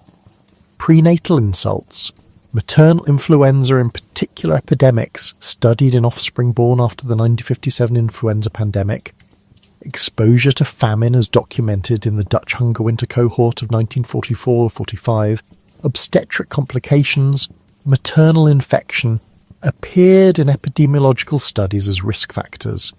The brain is formed in waves. Prenatal and perinatal events lay the scaffolding, adolescent sculpt synapses, and sometimes the sculpting goes awry. Irving Feinberg in 1982 offered a poignant metaphor when he suggested that excessive synaptic pruning during adolescence, a normal and necessary process, might in some people be over-exuberant, shaving away the synaptic underbrush until thought itself became thin. Adolescence is indeed a risky period, a storm of hormones, social pressures, and neural remodeling that coincides with the typical age of onset for psychotic disorders. Add adolescent exposures, heavy cannabis use, particularly of high-potency strains, a risk clarified by longitudinal studies such as those from Sweden in the 1980s and later by DeForti and colleagues in London, and the picture becomes clearer. The famous Dunedin longitudinal cohort from New Zealand and related work led by Avshalom Caspi and colleagues in the early 2000s suggested interactions between genes, for example the COMT Val158MET polymorphism, and adolescent cannabis in modulating psychosis risk. These findings were dramatic in the headlines and less uniform in their replications, a useful lesson in caution. This is, in the end, a story about interactions. Genes predispose, environments precipitate, development stages gate vulnerability. The language of gene-environment interaction, and later of epigenetics, recognizes that experience can modify gene expression, DNA methylation, histone modifications, regulatory RNAs, though the mechanistic pathways are messy and still under investigation. Large registry studies in Denmark and Sweden, the birth cohorts from the Netherlands and the United States, All demonstrate that urbanicity, migration, childhood adversity, and substance use correlate with elevated risk. Twin and family studies show that the same environment can produce different outcomes within the same family. It is not simple causality, it is a slow choreography of predisposition and exposure. For all this progress, however, clinical translation has been modest. Biomarkers, genetic, imaging, molecular, have not yet delivered a reliable clinical crystal ball. Polygenic risk scores move us from prophecy to probability, but not to certainty. MRI differences are group-level effects, not bedside diagnostics. Clinical high-risk clinics, variously called CHR, UHR, or ARMS, can identify youth with attenuated psychotic symptoms and give them closer care, yet most individuals at clinical high risk do not convert to diagnosable psychosis within a few years, and conversion rates have declined in some cohorts owing to earlier intervention and change in referral patterns. The gulf between understanding mechanisms at a population level and predicting or preventing illness in an individual remains wide. This is a frontier of both promise and humility. The brain's secrets are many, and our tools, formidable though they are, still listen with partial ears. If genes and neurons supply one half of the story, the other half is the slow work of social treatment, the psychosocial repairs that restore roofs and gardens after biochemical storms. The late 20th century saw in many countries the retreat of the asylum and the arrival of community care. Institutionalization, especially marked in the United States and the United Kingdom from the 1960s onward, was driven by a mix of humane intent, economic calculation, and new pharmacology. Its outcomes were mixed. In some cases, it prompted the development of community services that emphasized psychosocial rehabilitation. Across continents, clinicians and social workers began to ask what practical supports would allow a person with psychosis to find employment, to reconnect with family, to learn social skills and regain purpose. Cognitive behavioral therapy for psychosis, adapted from Aaron T. Beck's cognitive therapy and developed in the 90s and 2000s by clinicians in the UK and elsewhere, represented a patient-centered psychological response to hallucinations and delusions. Figures such as Richard Bentall and Daniel Freeman provided models explaining how biases in attribution and in information processing could give rise to fixed false beliefs and persecutory thinking. Randomized trials, particularly in the United Kingdom, showed that CBT for psychosis could modestly reduce distress and conviction in delusions and improve coping, especially when offered early and flexibly. The National Institute for Health and Care Excellence, NICE, in the UK began recommending CBT for psychosis and family interventions in the early 2000s, a rare example of guideline-level alignment between psychosocial evidence and policy. Family psychoeducation grew from a different observation that expressed emotion, criticism, hostility, over-involvement measured in relatives, predicted relapse. Pioneering work in the 1950s and 60s by George Brown and colleagues in London identified these patterns. In the decades that followed, clinicians designed family interventions to reduce conflict and improve communication, with trials that by the 1980s and 1990s demonstrated reduced relapse rates when families were engaged rather than marginalized. The lesson was unromantic and profound. Social networks matter. Care that excludes families often loses the single greatest resource a patient might have. Employment programs, too, change the stakes. The individual placement and support model, developed and refined by Robert E. Drake and colleagues at Dartmouth in the 1990s, turned the logic of vocational rehabilitation on its head. Replaced the preparation-first, sheltered work approach with immediate placement into competitive employment and support on the job, and people found more work and kept it. The IPS model has been one of the clearest success stories in psychosocial intervention. Robust results across randomized trials and countries, a blunt proof that social inclusion is not merely humane but effective. Social skills training and psychosocial rehabilitation, championed in the 1970s and 80s by clinicians such as Robert Liberman and Stephen Muser in the United States, taught concrete abilities, conversation practice, problem solving, money management, skills that are rarely glamorous but profoundly practical. The Clubhouse movement, beginning with Fountain House in New York in 1948, offered a communal workshop model that treated people as members rather than patients and helped many rebuild social and vocational life. These interventions addressed the practical architecture of recovery. Parallel to clinical innovation came movements driven by lived experience. Judy Chamberlain's On Our Own in 1978 gave voice to the psychiatric survivor movement in the United States, insisting that people with psychiatric diagnoses be actors in their own lives and in policy debates. In the Netherlands in the late 1980s, Marius Rom and Sandra Escher listened to people who hear voices and created a new approach. Peer groups where voice hearers could share meaning, techniques and support without the immediate aim of symptom eradication. From those small seeds grew the Hearing Voices movement, an international proliferation of groups and practices that treat voice hearing as an experience to be understood and integrated. Peer support became a professionalized component of services in many countries. Veteran-led peer workers entered clinics and hospitals across the United States, Britain and Australia, and national guidelines gradually prescribed the inclusion of peers and family in planning. The recovery model, articulated in policy terms by William Anthony and others during the 1900s, and taken up by government commissions in the 2000s, changed the metric. Recovery in this language is not simply symptom remission. It is an individual's reclaiming of identity, purpose, and social roles. The US President's new Freedom Commission on Mental Health in 2003, and similar policy shifts in the United Kingdom and Australia, pushed services to measure employment, housing stability, social networks, and subjective quality of life rather than checkboxes of symptom counts alone. Open Dialogue, born in Western Lapland, Finland in the 1980s, under the work of Jaakko Seikkala and colleagues, exemplified a practice consistent with this philosophy. Immediate, network-oriented meetings that centre the individual, their family, and their social world, with a striking, if debated, set of outcomes including lower hospitalisation and less medication for some cohorts. The result has been a reorientation of treatment goals, less the eradication of voices, more the expansion of life. And here is the most important clinical truth. Those who live with psychosis are not only subjects of study, they are knowledge producers.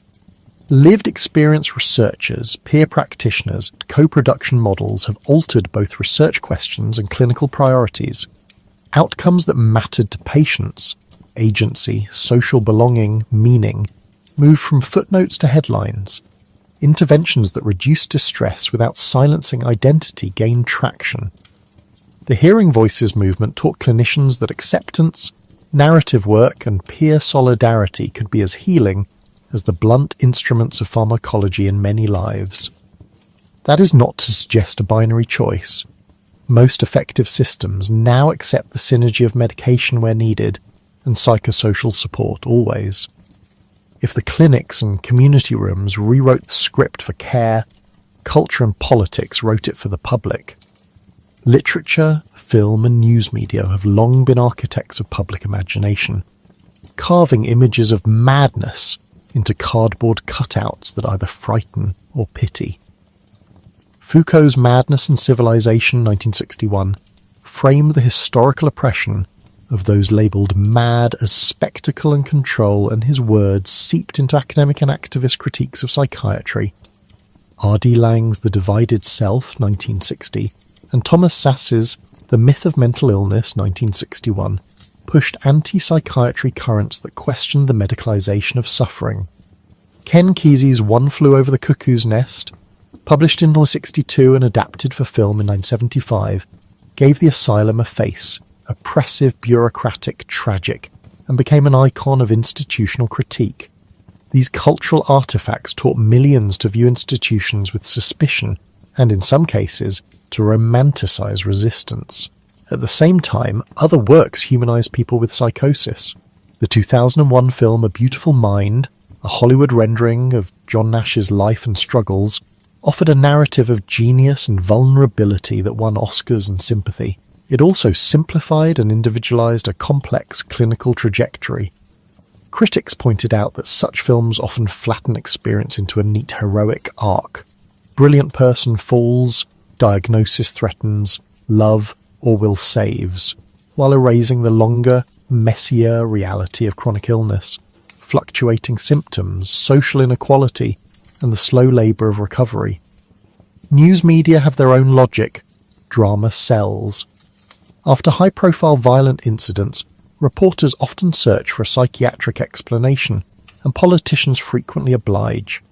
In the United States, laws such as New York's Kendra's Law in 1999, which expanded assisted outpatient treatment in the wake of a murder linked in the press to mental illness, are emblematic of a policy response that mixes fear, moral panic, and legitimate concern for public safety. The political coinage of dangerousness, sadly, has had staying power. Studies repeatedly show that public perception links schizophrenia with violence far more readily than the epidemiology justifies. The result is stigma, and stigma is a policy-sapping, life-draining force. It delays help-seeking, it narrows employment opportunities, it fosters isolation, and it feeds into legal systems that too often become default treatment providers when social care is absent. Yet cultural research taught a more nuanced tale. The World Health Organization's international pilot study of schizophrenia in the 70s and the later DOSMED work surprised many in psychiatric establishments by reporting that outcomes in several low- and middle-income countries were, on average, better than those in industrialized nations. The finding, shocking to a profession steeped in hospital metrics, provoked 1,000 debates. Were family structures and community acceptance protective? Were diagnostic biases at play? Methodological critics argued about ascertainment, follow-up, and differing social expectations. Still, the studies forced a rethinking. Prognosis is not merely biological, it is embedded in social fabric. Anthropology has added texture. Tanya Luhrmann and colleagues in comparative ethnographic work across the United States, Ghana and India found that voice hearing and psychotic experiences take different shapes in different cultural worlds. In some communities, voices are more often benevolent or linked to ancestors and spiritual calling. In others, especially in certain urbanized Western settings, voices are more persecutory and isolating. The content of psychosis is shaped by language, religion, social acceptance, and the narratives available to make sense of experience.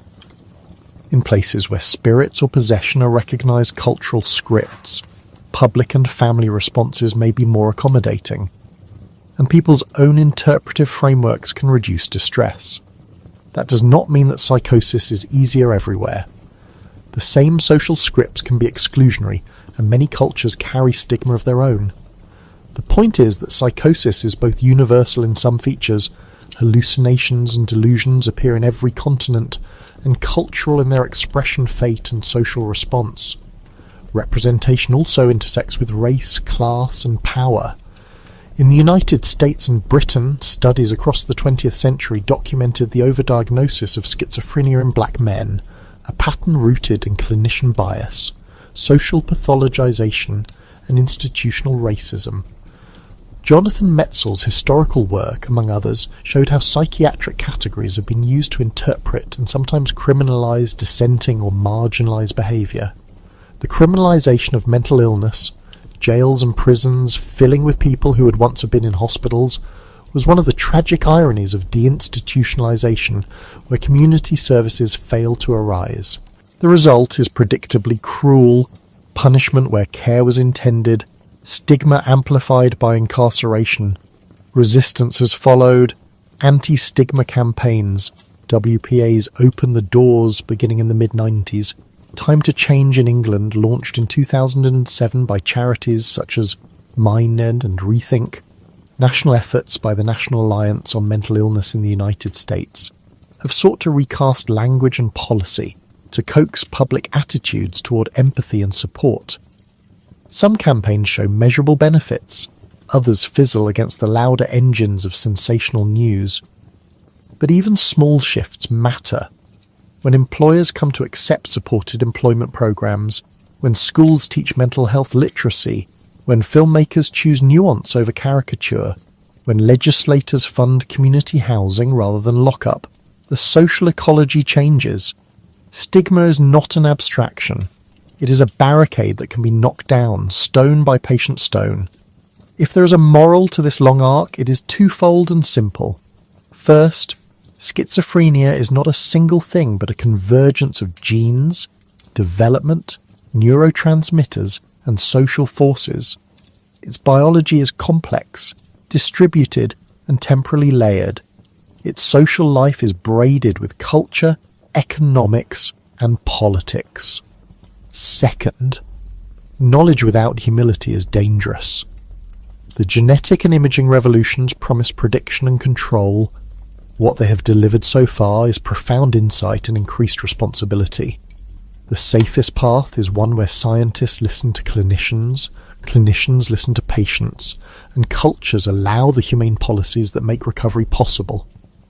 So we have come to the present with a mixed inheritance, powerful laboratory tools that reveal patterns but not destiny, psychosocial methods that restore life in small, reliable ways, and a cultural battleground where representation, policy, and stigma continue to shape whether a person with psychosis is offered compassion or suspicion.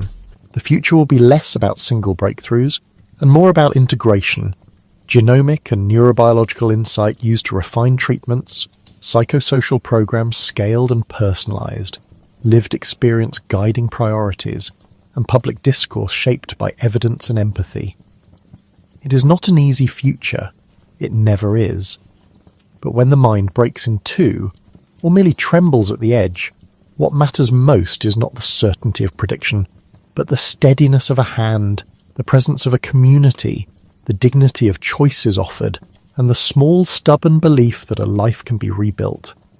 In the quiet fold between midnight and morning, science and story meet. Genes may whisper and circuits may misfire, but people remain the crucial interpreters of meaning.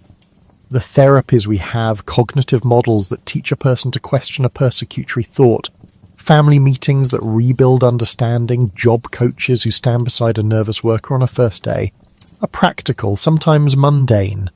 They are also radical in their insistence that people are more than diagnoses. The Hearing Voices groups that meet in a church hall in Amsterdam or a community centre in Johannesburg, the peer specialist in a clinic in Boston, the family therapist in Tokyo who gently teaches communication skills. These are the hands that do the daily work of recovery. They remind us that while biology frames possibility, the social world composes outcome. And finally, in public and politics, we must be better, steadier, clearer, and less given to the easy headlines that conflate mental illness with danger. We must fund early intervention teams, support family education, create employment pathways, and insist that genetic findings be used to help rather than harm. We must challenge portrayals in film and news that make monsters out of people. Worse, we must be honest about our limits. There are no simple biomarkers on which to lean, no genetic crystal balls to absolve us of responsibility. There are instead slow and certain tools of care, a compassionate economy of services, and a cultural ethic that recognises vulnerability as part of the human condition rather than a reason to fear. So sleep if you can. Let the hum of scanners and the patient scratch of a pen in a clinic notebook recede. The work continues in labs and community rooms, in living rooms and policy offices across countries and years. It is a long, patient task, mapping the genome's whispers, tracing the brain's conversations, building therapies that fit lives rather than forcing lives into therapies. History teaches us to be both ambitious and merciful. That is a model worth trying to keep awake for. The chain that bound minds began in many places with keys and ledger books and the polite language of public order. In 17th and 18th century Europe, the new habit of gathering the insane, the vagrant, the epileptic, the old and the inconvenient into institutions, what Michel Foucault would later call the Great Confinement, seemed at once sanitary and moral, a way to tidy the social disorder that frightened magistrates and merchants alike. Bedlam, the old Bethlehem Hospital in London, with its iron keys clinking like punctuation against a grey winter, became not only a place but a symbol. Rows of beds, public admission on market days, scribbled petitions and the clatter of coins. Across the channel, Philippe Pinel at Bicêtre, 1793, and William Tuke at the York Retreat, 1796, performed their humane revolutions, unchaining bodies and introducing moral treatment, with its gardens and structured labour. For a time the language was kinder. The tactile comfort of a blanket or a walk in a courtyard was held up as reform. But institutions are machines that run on scale and on money, and compassion thinned where budgets and populations thickened. The asylum, once imagined as sanctuary, thickened into custodial custody, beds filled. By the 19th century, moral treatment had been largely replaced by warehousing, rooms in which people became statistics, and statistics became convenient reason for further control. Through the 19th and 20th centuries, new treatments appeared under the same institutional roofs, conceived sometimes as scientific progress and sometimes as more efficient forms of control. Insulin coma therapy, induced in some clinics in the 1930s, promised a biochemical reset. Electroconvulsive therapy, introduced in 1938 by Ugo Caletti and Lucio Bini, produces a strange modern paradox. When administered with care, anaesthetic and consent, a controlled electrical storm can relieve catatonia and severe depression. When wielded as routine punishment or with theatrical spectacle, it becomes a tool of humiliation. Lobotomy, promoted by Antonio Egas Moniz in the mid-1930s and exported to the United States where Walter Freeman perfected his transorbital ice pick procedure, received the Nobel Prize and then, in the space of a few years, a reputation both as a miracle and as a horror. The long-acting tranquilizing injections, the padded rooms, the chains that morphed into locked doors, each innovation had its devotees and its victims. The fact that medicine could name a method did not make it moral, often the opposite. The early 20th century carried with it an uglier conviction that some minds were unfit, not only to be cared for but to be allowed to reproduce. Eugenics swept across the industrialized world like an apparently rational storm. The United States from the 1910s through to the mid-20th century enacted state sterilization laws that removed reproductive autonomy from tens of thousands of people considered feeble-minded. The US Supreme Court in Buck v. Bell, 1927, in Justice Oliver Wendell Holmes's chilling phrase, sanctioned those laws with an opinion that still echoes in legal studies. 3 generations of imbeciles are enough. Canada, Sweden and other countries implemented sterilization programs. Sweden's program persisted well into the mid-20th century and was not fully acknowledged and apologized for until decades later. The logic was deceptively tidy. Remove bad genes, save the social purse, and tidy the population. When the German National Socialists came to power, that logic was weaponized into law. The law for the prevention of hereditarily diseased offspring, Gesetz zur Verhütung erbkranken Nachwuchses, enacted in 1933, authorized sterilization on a massive scale. Less than a decade later, under Action T4, 1939 to 1941, German bureaucrats moved from sterilization to killing, implementing the formalized cold engineering of mass murder in hospitals such as Hadamar and Grafeneck. What had been phrased as the improvement of the species became extermination. The path from public health to atrocity was not a long one. It was tragically a smooth and paved road, marked by forms and certificates and the genial personalities of administrators who signed death warrants with pens that smelled of ink and the banalities of office life. Totalitarian systems found in psychiatry a particularly useful instrument of political control. In the Soviet Union, psychiatry could be made to diagnose dissent.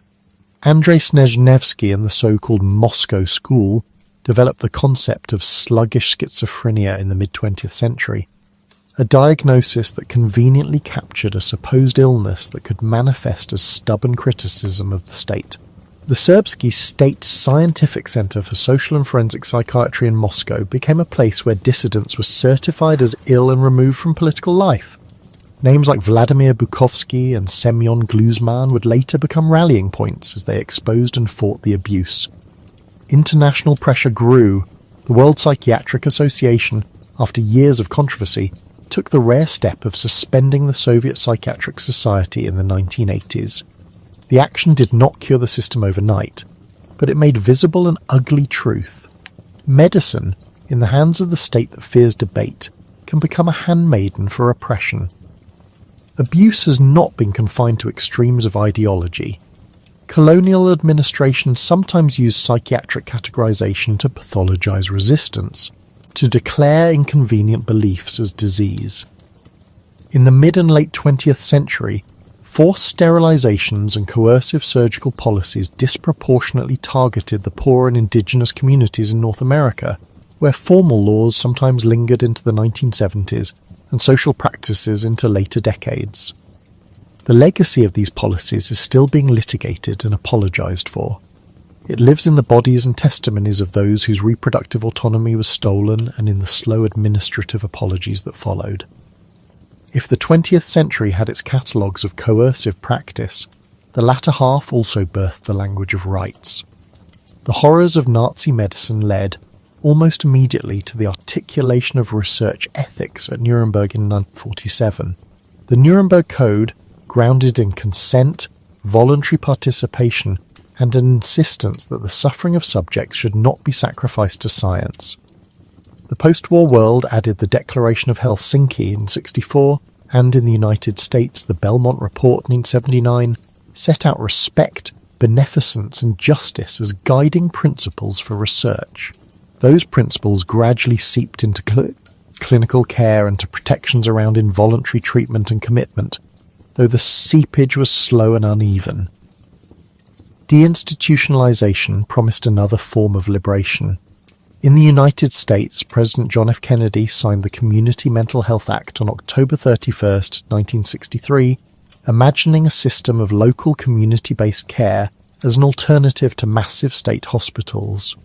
Italy legislated closure in its famous Law 180 in 1978, following the work of Franco Basaglia, who argued that psychiatric hospitals were places that killed identity and must be replaced with community networks. The British care in the community movement, the closure of asylums in many Western nations, these were gestures toward a less coercive future. They were also experiments. When hospitals emptied, the support structures that governments promised were often underfunded. Community services did not magically appear at scale. Homelessness, the use of prisons as de facto psychiatric institutions, and the criminalization of mental distress rose in the gaps that were left. Lessons piled up. Closing wards does not equal ethical care. Community without resources can become abandonment. Legal systems tried to impose limits. In the United States, the Supreme Court case O'Connor versus Donaldson in 1975 made a landmark principle. A state cannot constitutionally confine a non-dangerous individual who is capable of surviving safely in freedom. The Tarasov decision in California, 1976, added another complicated layer, forcing clinicians into a duty to warn or protect potential victims when a patient poses a serious threat.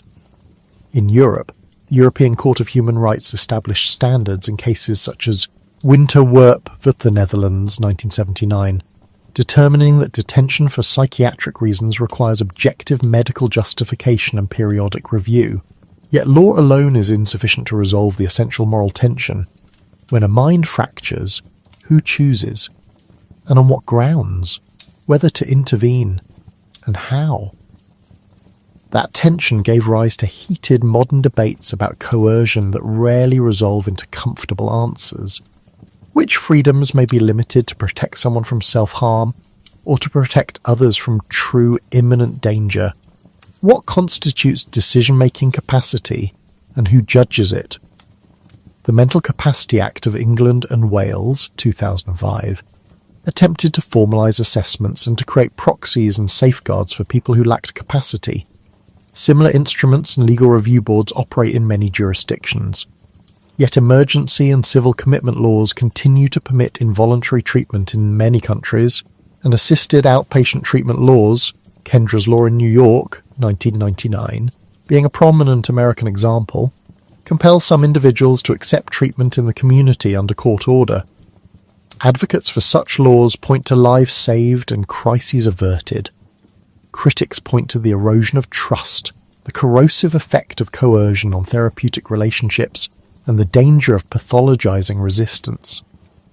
Out of the twilight of coercion came the patient rights and survivor movements, ex-patients, family members and allies who insisted that those with lived experience be heard, that care be consensual, and that autonomy be foregrounded.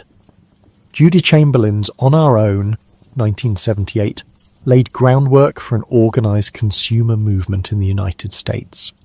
The Hearing Voices movement, beginning in the Netherlands in the 1980s and 90s, with Marius Rom and Sandra Escher, reframed auditory hallucinations as experiences that could be meaningful rather than intrinsically pathological.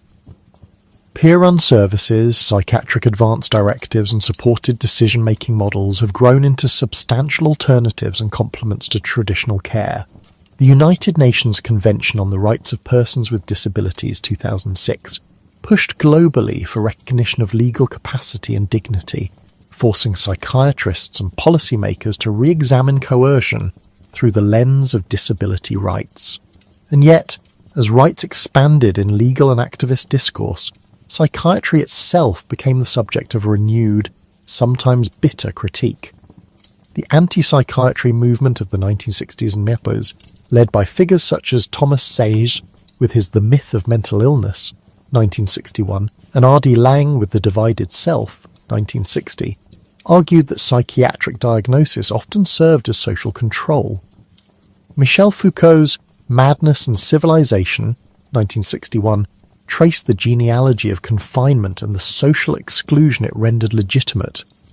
David Rosenhan's experiment on being sane in insane places, 1973, famously targeted reliability by having healthy people admitted to psychiatric hospitals and then diagnosed.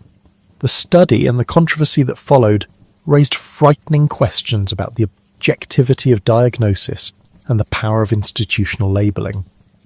The DSM-3 in 1980, under Robert Spitzer, tried to restore scientific credibility by operationalising symptoms, increasing reliability across clinicians, but critics noted that reliability is not the same as validity, that standardising categories did not prove they were natural kinds. As the biomedical revolution advanced, the debates became more complex and more ethically charged. The pharmaceutical industry, energised by the discovery of antipsychotics beginning with chlorpromazine in the 1950s and renewed in the atypical antipsychotics of the 1990s, invested heavily in psychiatric science.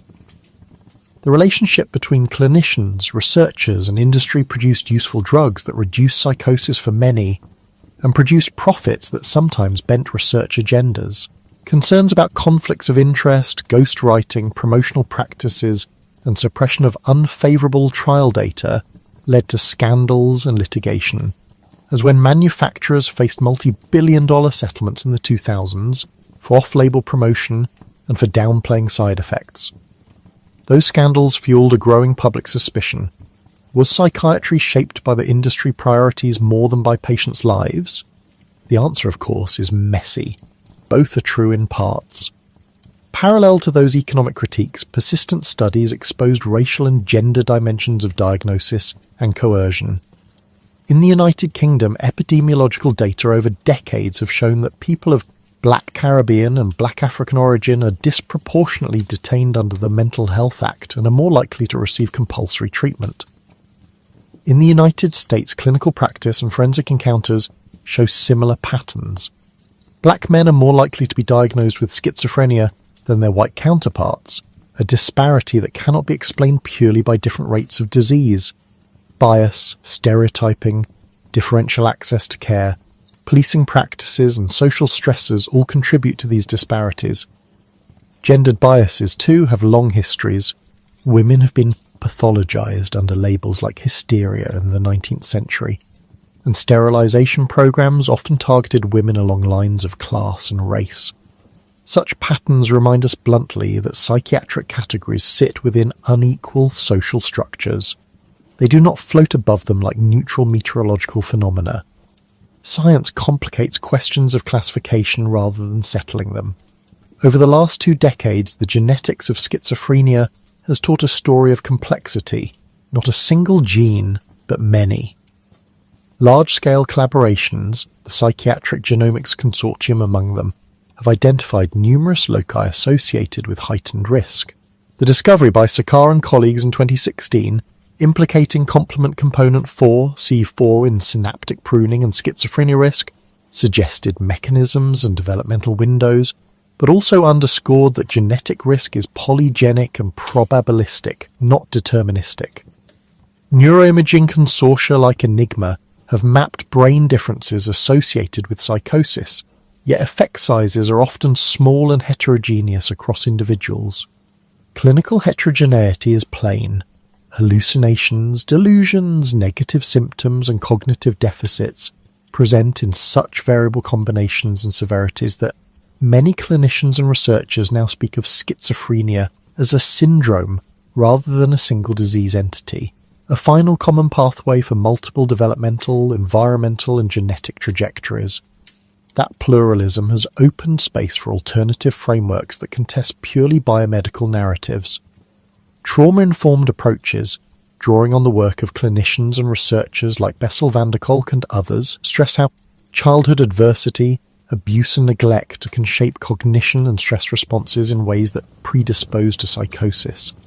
The social defeat hypothesis, advanced by theorists like Selton and Cantor-Gray, suggests that chronic social exclusion experienced disproportionately by migrants and racial minorities sensitize dopaminergic systems and elevate risk.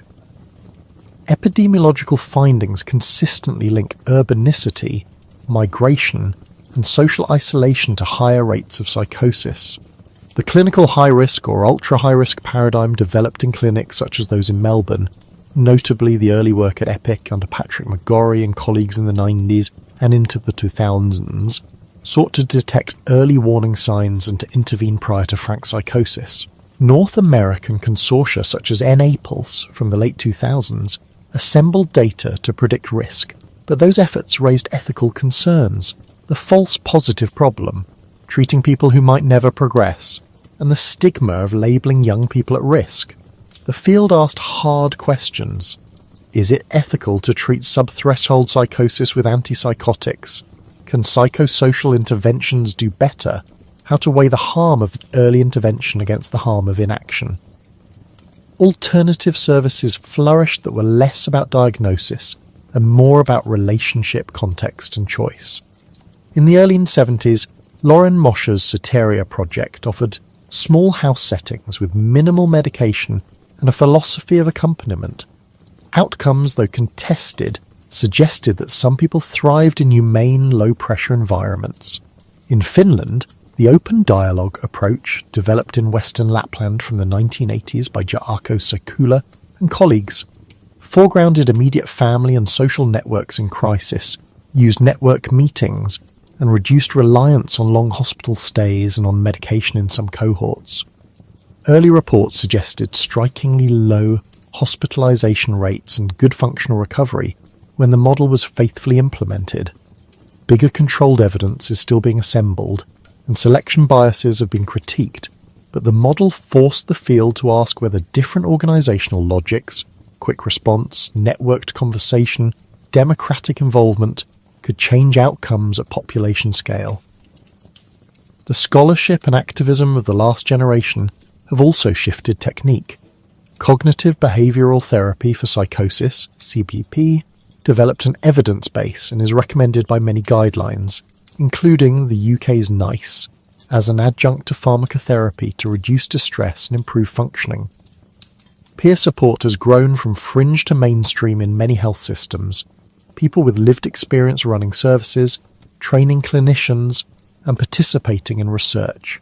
The KIME framework, connectedness, hope, identity, meaning, empowerment, distilled a recovery orientation that emphasizes personal narratives and social roles over symptom checklists.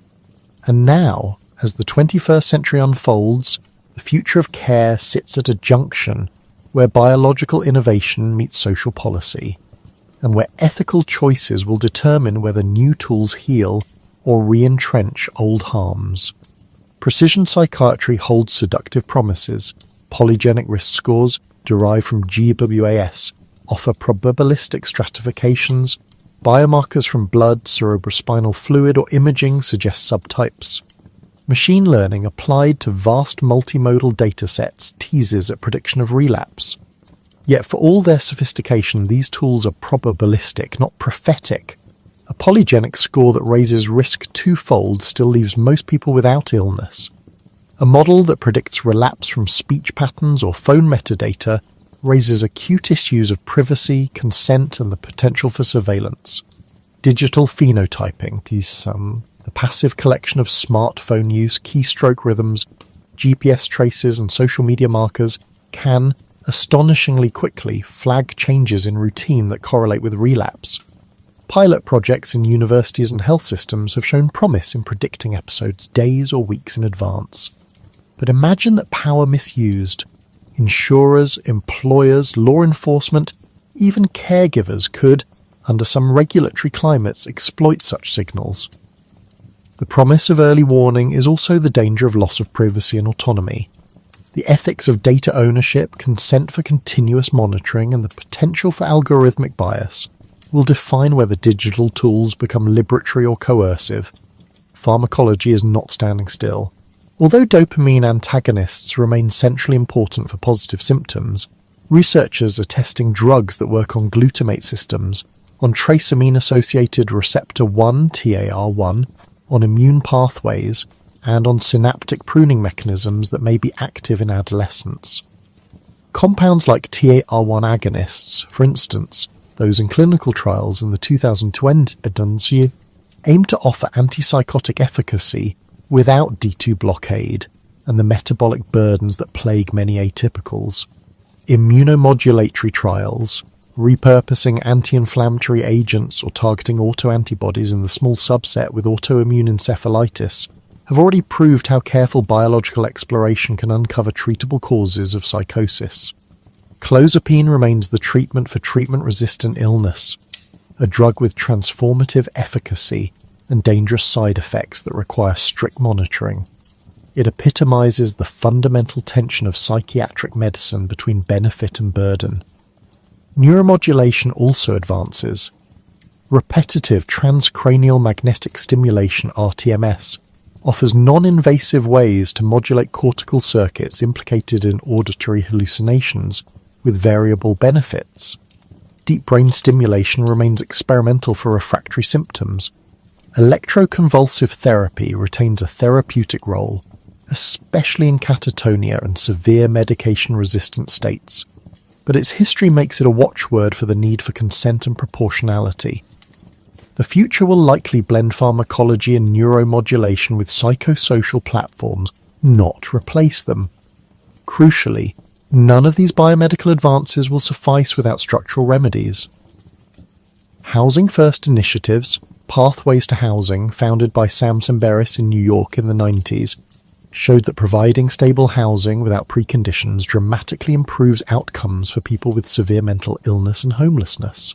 Supported employment models such as individual placement and support, IPS, developed through work at Dartmouth and elsewhere, have consistently increased employment rates and stability. Crisis Intervention Team, CIT, models beginning in Memphis in the late 80s reimagined policing interactions with people in crisis, diverting many away from criminalization and toward care. These are logistical, organizational, budgetary reforms as much as they are humane ones.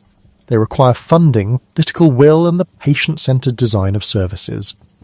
At the level of policy, the World Health Organization's MHGAP and its Comprehensive Mental Health Action Plan 2013-2020 invited nations to scale up services for low and middle-income countries, to integrate mental health into primary care and to reduce coercion.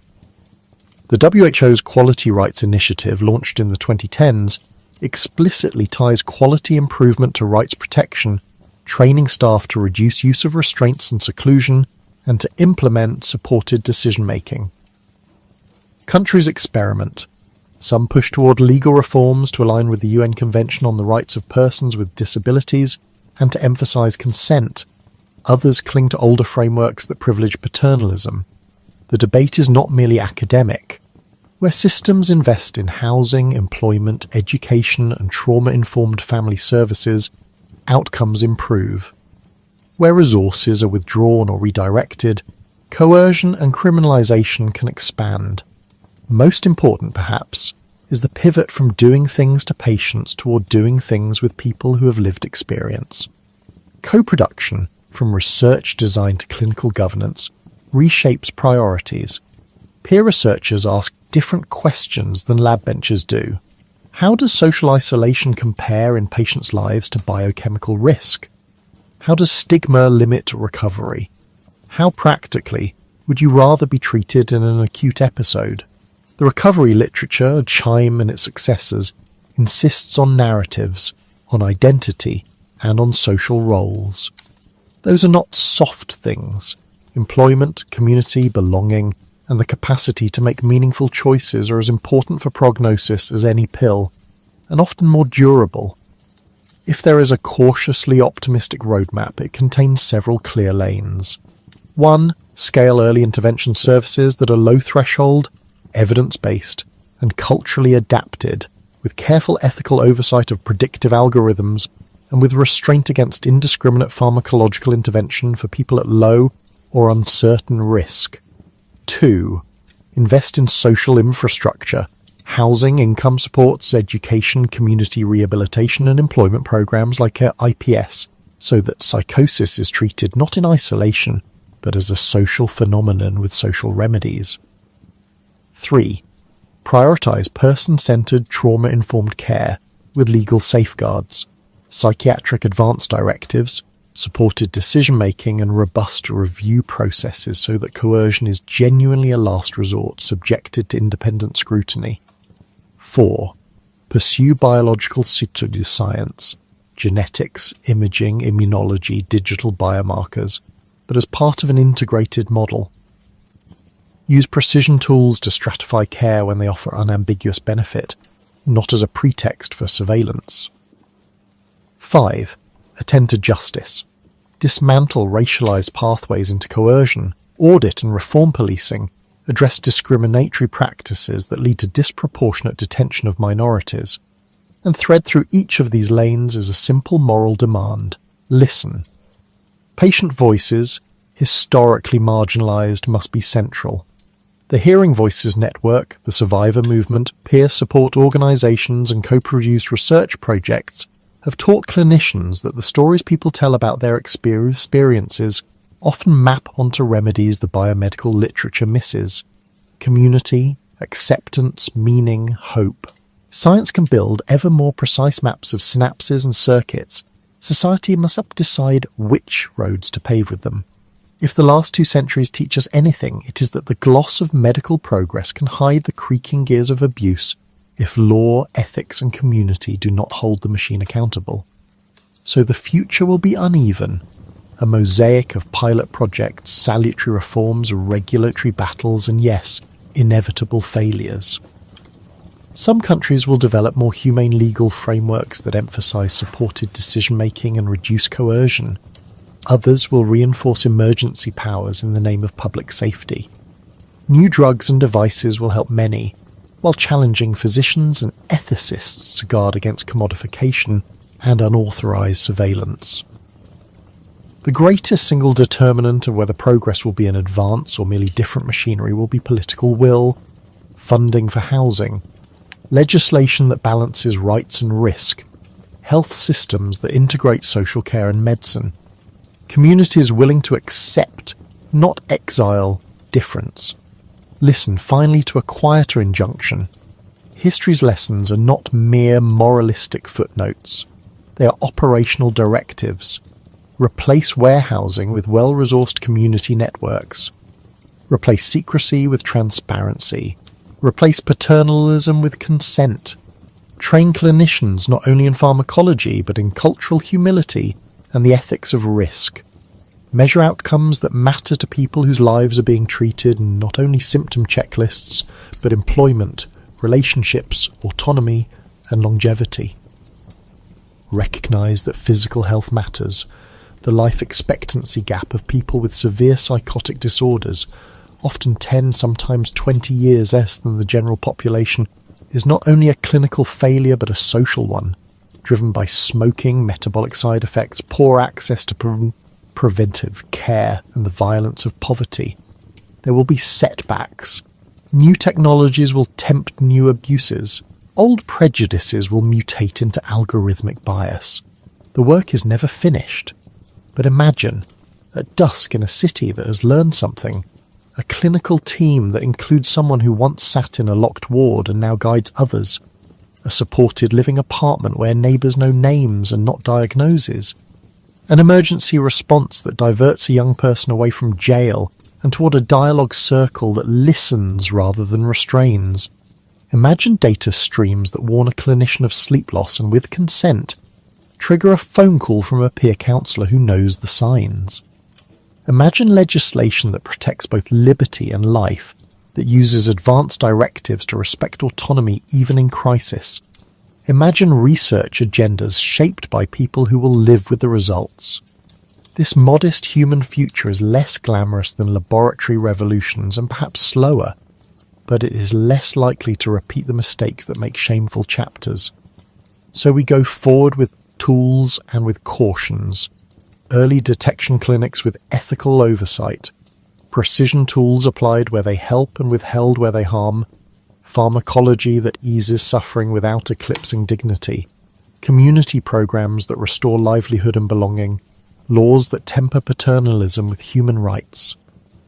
We must insist that the measures of success include not only reduced hallucinations and hospital readmissions, but lives lived with work, companionship and meaning. The history of coercion and reform shows us the shape of danger and the outline of remedy. We have maps drawn in sorrow. Now we must draw better ones in care. There is a quiet humour to the human condition.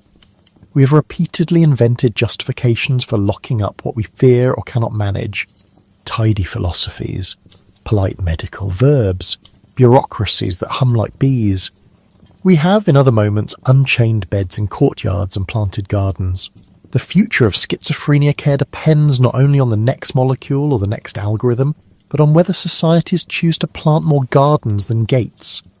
If the next decades are to be humane, the work will be slow and political, precise and messy, scientific and deeply social. The promise is modest. The stakes are vast. The choice is ours. As clinicians, lawmakers, researchers, neighbours, families, and people with lived experience. To build systems that protect rights and dignity while offering the practical scaffolding, housing, work, community and clinical care that makes recovery possible. And perhaps that is the kite of hope that at bedtime a weary mind can hold quietly, that history teaches not only what to avoid but what to aspire to, and that small, steady acts of design and justice can together repair what has been broken in two.